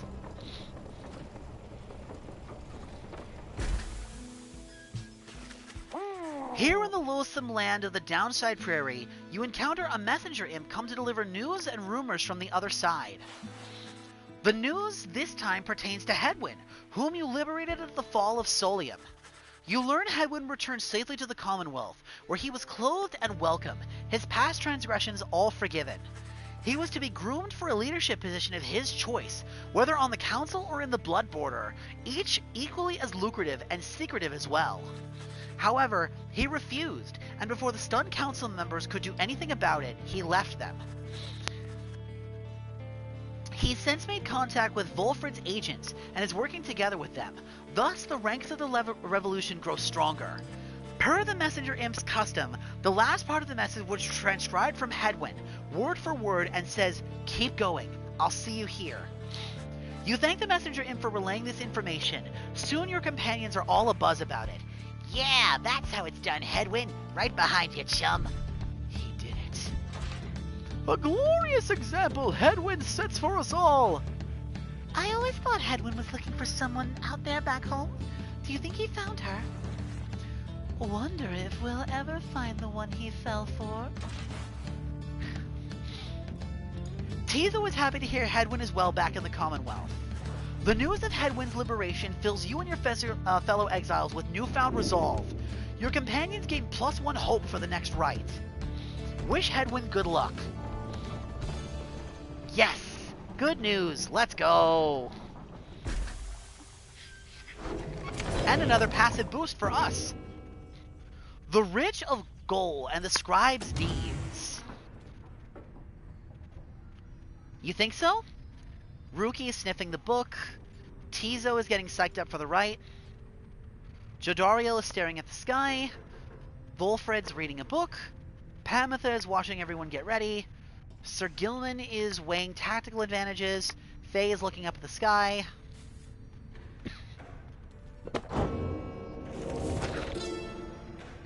The Scribe's Deeds. In the words of Golgothanian, the Master General, I wish to be remembered not for boastfulness. Thus I refrain from detailing our exploits across the land. Say it to say that they were numerous. Know that only through our combined strength of arms and wit did we withstand this savage land. Such were the monstrous dangers that it posed. I came to see that all the terrors which I had heard at bedside in my youth were based entirely in fact. So great they were, they blotted out the sky. Such was the evil that we vanquished, that the remnants of it yet shined under the stars, and in the end it was the stars which guided us towards our truest calling. The Ridge of Goal. In the words of Luce Solarian, 100 Minds the Scholar, the Serpent Titan, Gandroth turned to brittle stone not long after his death. Of that you may be certain. What remains is a flat elevated basin that stands us closer to the heavens. Upon the fallen Gandroth's hide, the stars themselves alight, and you shall know you stand on sacred ground. We set the metal sigils, lit the candle flames, and we emblazoned on the rock-like form the sigil of our passage to and from this land. And then the stars themselves, they did reply to us. They sang, shining bright, their voices loud and clear. We understood their cadence, and we knew how often to return.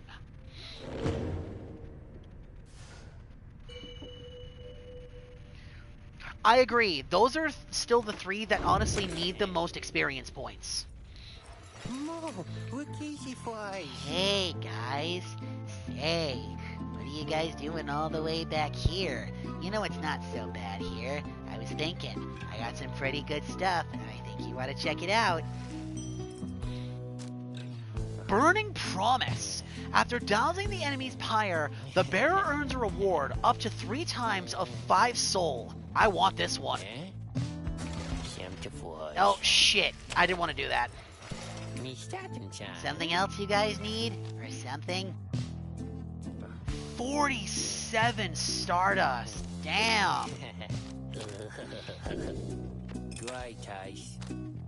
I'm not really using the Moon Crest.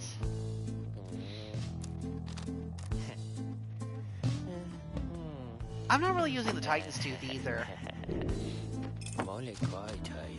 Take the Burning Promise. And take the Stardust.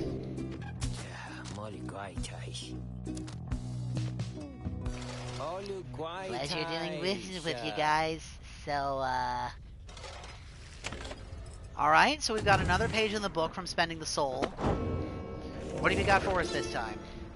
Downside Travelers. In the words of Jomer Manymanes, the Alpha Chief, you cannot survive the downside if you cannot get around. Howlers shall descend on you, or tempest shall shear you to pieces. That is just the way of it. Traveling through the enviros is no simple feat. Consider yourself blessed if you were born a cur. If not, however, you shall have to find a means to cross these lands without the benefit of 4 strong paws. Luz Silurian believes this untamed land can be traversed through means unnatural. I thought at first he meant sorcery, but he suggests invention. He speculates that carriages could cross this land by harnessing its fury. A wild thought. In my case, my pause shall suffice.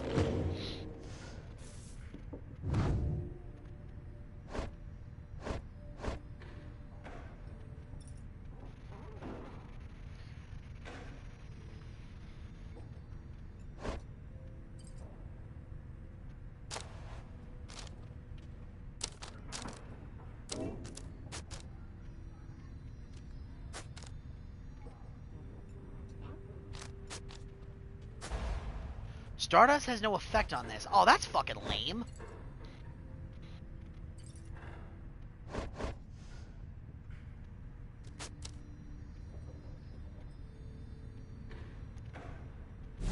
Oh yeah, we're powering up Haoob's wing with that. 55% left stamina for him to flutter and zip. My little imp buddy is going to be really annoying. Alright, here we go. Everything is set for the rite to commence, and all is quiet amidst the lush overgrowth at the ridge of Goal. All there is left to do is wait for nightfall to set in. You observe Sir Gilman sliding back and forth, back and forth. You sense something is weighing on his mind. This night is not a night at all! This knight betrayed his former commander, abandoned his brethren of the Sea Dominion. But what is knighthood even? What is knighthood, if it means having to follow such a craven as Sir Deluge? Cease this nonsense, Gilman. Focus on the right, focus on the right, focus on the right. He notices you finally. Oh, Master Reader! This knight did not see you there just now. Such was his preoccupations with the task at hand. Know that this knight stands prepared. He has no misgivings whatsoever when it comes to battling his ex-triumvirate. Please consider letting this knight participate, for he has honor to restore. Then a glimmering within the sky draws you in his attention. Oh yeah, no, Gilman's absolutely getting his run back against the Pyre Hearts here. I would have it no other way.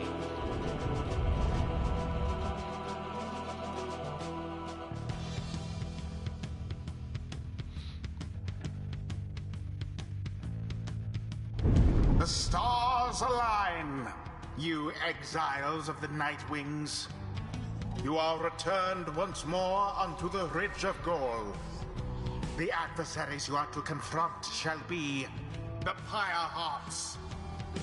Whose ever pyre yet burns ere the break of dawn shall surge forward on the path to glory. Now prepare yourselves. Gilman, still not abandoned your new friends, like all your other duties and responsibilities? Sir Deluge wrestles with his mask for a time. This knight is not surprised that you have the courage to even show yourself. You speak of courage, Sir Deluge, but this knight has little else to say to the likes of you. That figures, Gilman. You are no knight at all. You are a teensy minnow swimming in a sea of minnows many, many times your size, and with much more honor, too. Then something comes over Sir Gilman. But just as soon it fades, Sir Gilman slinks away. Disgraceful! You Nightwings, you are stupid to have taken that one in, and you are no good at the rights. And another thing, we do not fear you! You should. Who shall conduct the rite? Roster bio update, Sir Deluge. Vengeful Vow. If the bearer is banished, an ensuring blast can banish adversaries in a radius, plus 375. A written rebuke so intense in language and purpose that its faded words yet linger with esoteric power. After Sir Deluge banishes an adversary, one of his banished allies may instantly return.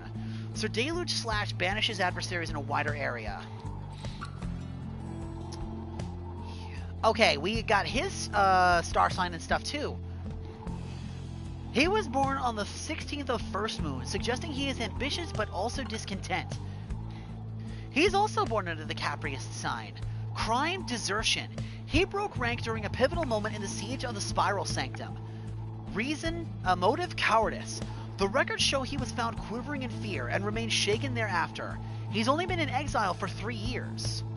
The Sea Dominion has known relentless underwater war for several millennia. As its population nonetheless keeps growing, some worms clamor to the surface to make their fortunes there. The Commonwealth recognized their chivalrous tradition and put them to use as frontline fodder. Sir Deluge was one such specimen, but was born with an instinct for self-preservation. So when the Harp Division descended on his regiment one day, he fled as quickly as his tail could carry him. He was subsequently caught and cast down. Uh-oh. That one's got a Tailwind Talisman, so he's extremely fast. The other one doesn't have one, but they've all got the same masteries. The fastest member of their team is 36.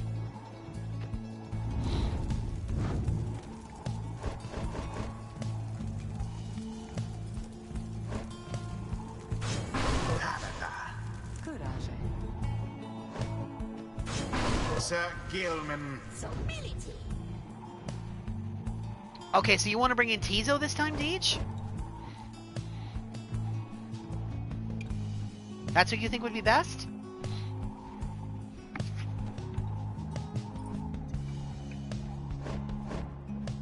Gotcha.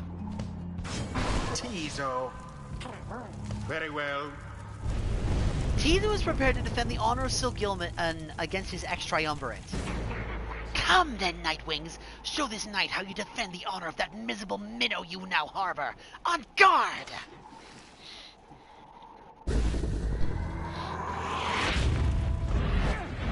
Begin. Damn.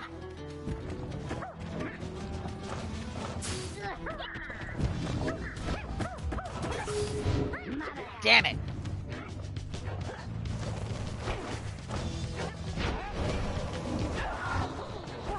Too slow there, Panapan. Already does your fire Shit. flame begin to flicker.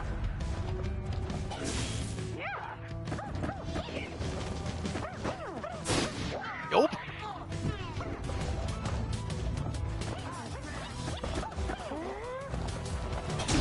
The imp did it. Alright.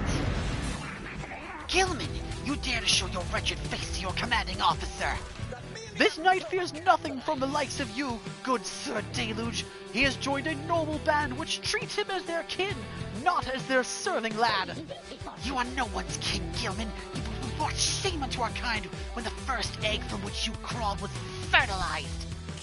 This knight shall warn you only once, Sir Deluge. Speak not of father thus again. That craven Sir Deluge, doubtless using exile as a means of shirking military. With grace. The Nightwings now are closer to achieving victory.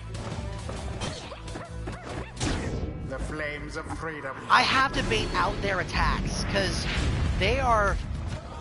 With their tail attack, it's really easy for them to get the drop on me with their auras.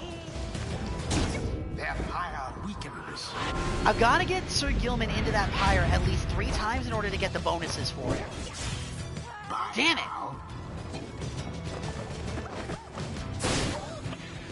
Uh-oh. The orb quenches the flame. You little bastard.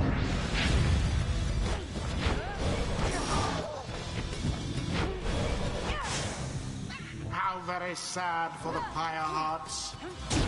Their flame has died a little. Alright, Gilman's turn The now. night is nearly ended. Shit.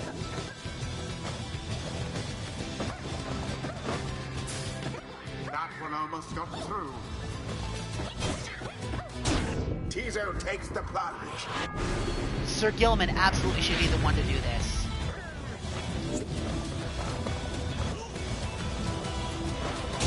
And it is There we done. go. Sir Gilman wins! The Nightwings prevail yet again. They overwhelmed their adversaries utterly. The right is complete. Curse you, Gilman! You were a fool to abandon us, and now you only twist the dagger in our backs. You still do not understand, Sir Deluge. This knight is no longer beholden to the likes of you. This knight is bound only by the path toward enlightenment. Your words ring false. You are unfit to lead. Shut up! You know exactly what you are, Gilman.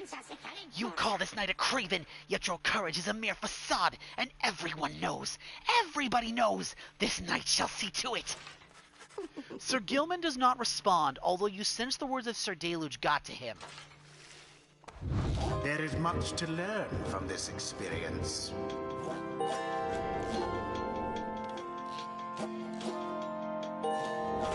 Yes! Honor is elusive, O Sir Gilman, yet enlightenment is eternal. So grateful is this knight for such a glorious occasion that he is giving strong consideration to performing, here and now, the forbidden dance of the Sea Dominion!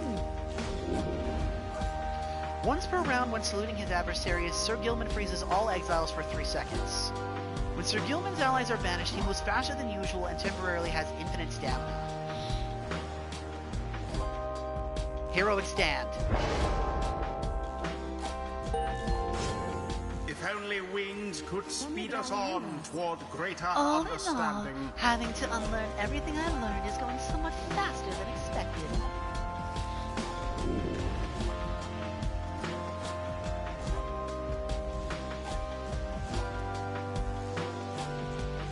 Yeah, fell swoop. Until the stars align.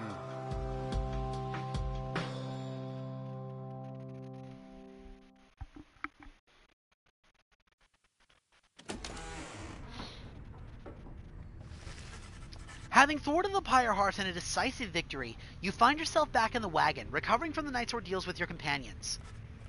Everyone seems rather exhausted. You feel it yourself. Volfred pulls you aside to discuss some of the particulars of the rite's outcome. You find yourself having difficulty following. You fear weary from all the recent travels. Anyway, take care of yourself, my kin. I think just about every one of us could use some rest right now, although the stars seem to have other plans. Shall we? You follow him outside. Perhaps the night air should do you some good, and everyone else is likely wondering where the stars will take you next. The stars yet shine for you, revealing various paths forward. You gaze into the darkness of the night. Seek now your destination. Where to next, I wonder? Haub, Ories, and Milithi. Haub will take us against the accusers. Milithi will take us against the dissidents. And Ories will take us against Chastity. So far, the one in the lead to take us on when it's finally time for the liberation is Fate, with Essence following close behind.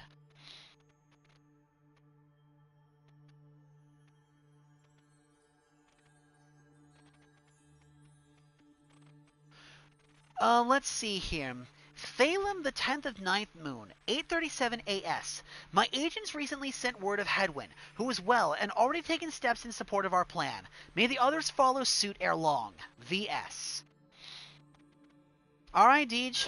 Which triumvirate are we going against this time? Chastity? Dissidents? Or the accusers?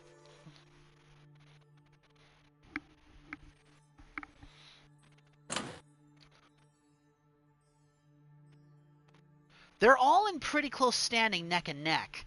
There's only really a couple of points that's separating all of them.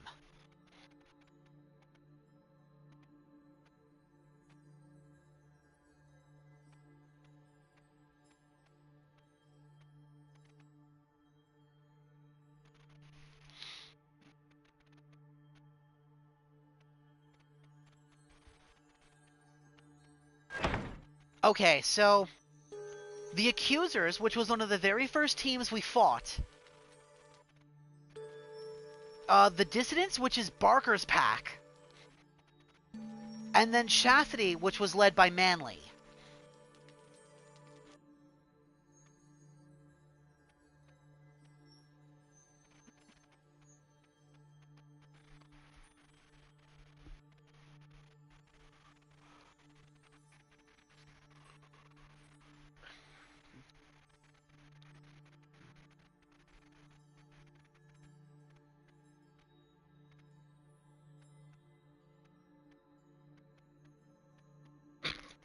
Honestly, dude, me too. You want to go kick Manly in the teeth?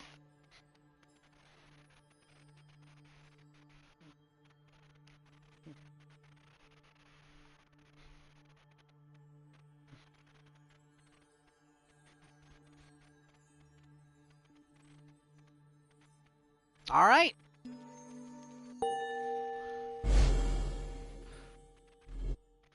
Then we got quite a trip ahead of us. Ah, the chastity in old Manly. He is without shame, the product of corruption that now festers in the Commonwealth. You and Volfred then go over what he knows of your next adversary. H. Manly Tenderstaff, the offspring of a semi-famous sap industrialist. He was born into wealth and lived in the lap of luxury, never having to fend for himself. When he came of age, he was soon offered cushy ambassador positions that required little more than a silver tongue to convince the Commonwealth that he was keeping busy. He soon grew so proficient in doing nothing much at all that he started spending all his family's riches to assert his fame and status. One day, he attempted to pay off the wrong individual, a particularly stern Commonwealth diplomat, who promptly turned him in and had him sent downriver. Manly was very disappointed by all this, but soon saw it as an opportunity, for he knew well that in the inner circles there were those who had gone into exile and returned. Thanks to his connections, he tracked down the chastity deep in Wakingwood. He finagled his way into the triumvirate using his well-worn skills. He in turn convinced himself that he would earn a position of great influence once he secured a way back to his home. He continues to make hollow promises. Our plan is going to prevent such characters as Manly from coming to power. Mark my word. For now, we are prepared to seek the stars again with adequate night's rest. You bid Volfred good night and take your leave. It is too late now to prepare for flight, so you arrange to depart first thing in the morning. Page revealed the Pyre Hearts.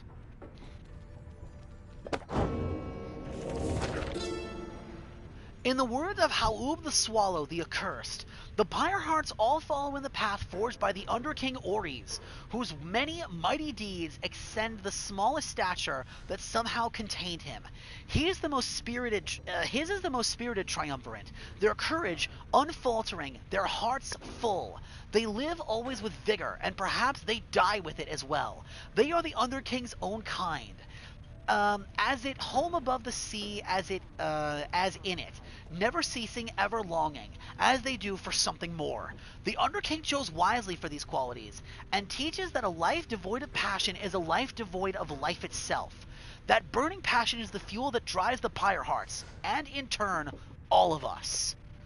Man, Deluge is the exact opposite of all of that.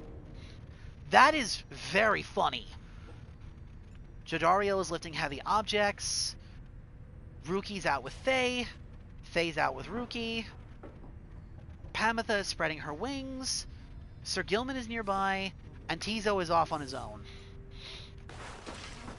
Sir Gilman is in a contemplative mood. He has been rather quiet, at least more than usual, ever since his confrontation with Sir Deluge. He notices you there and slides forth in a solemn manner. This night, he knows what he shall do now when all of this is over, Master Reader. We Worm Knights, we are all born and raised to prove ourselves superior to all the other billions of our kind, to lead our lives, however short, with glory.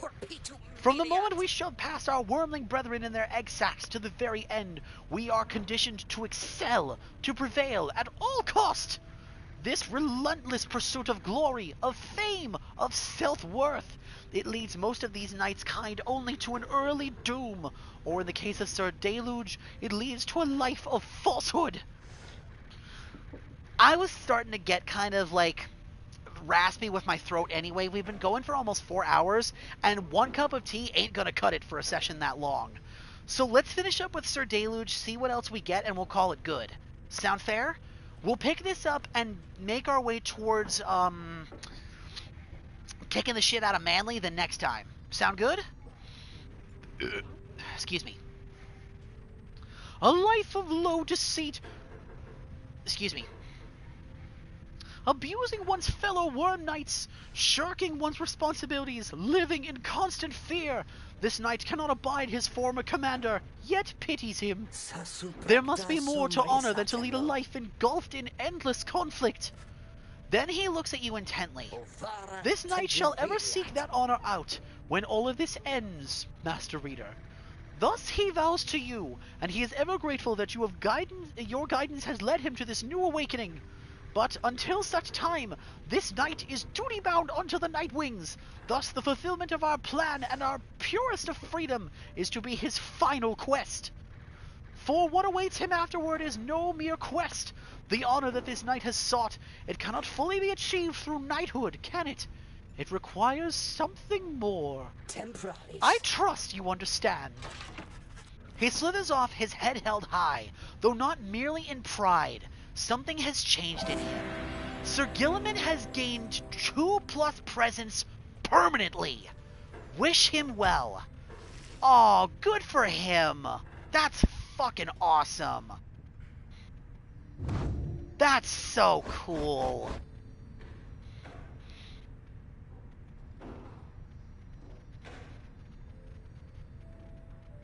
Good for you, buddy. You've earned it. Alright. Let's call it good here. Oh, hang on a minute. Before we do that, let's exit the caravan, then go back in just to make sure our progress is saved. Alright. Alright, here we go. We're done for the night. Thank you all very much for joining me on my journey.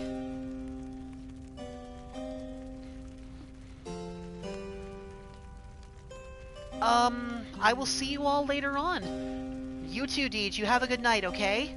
Bye-bye.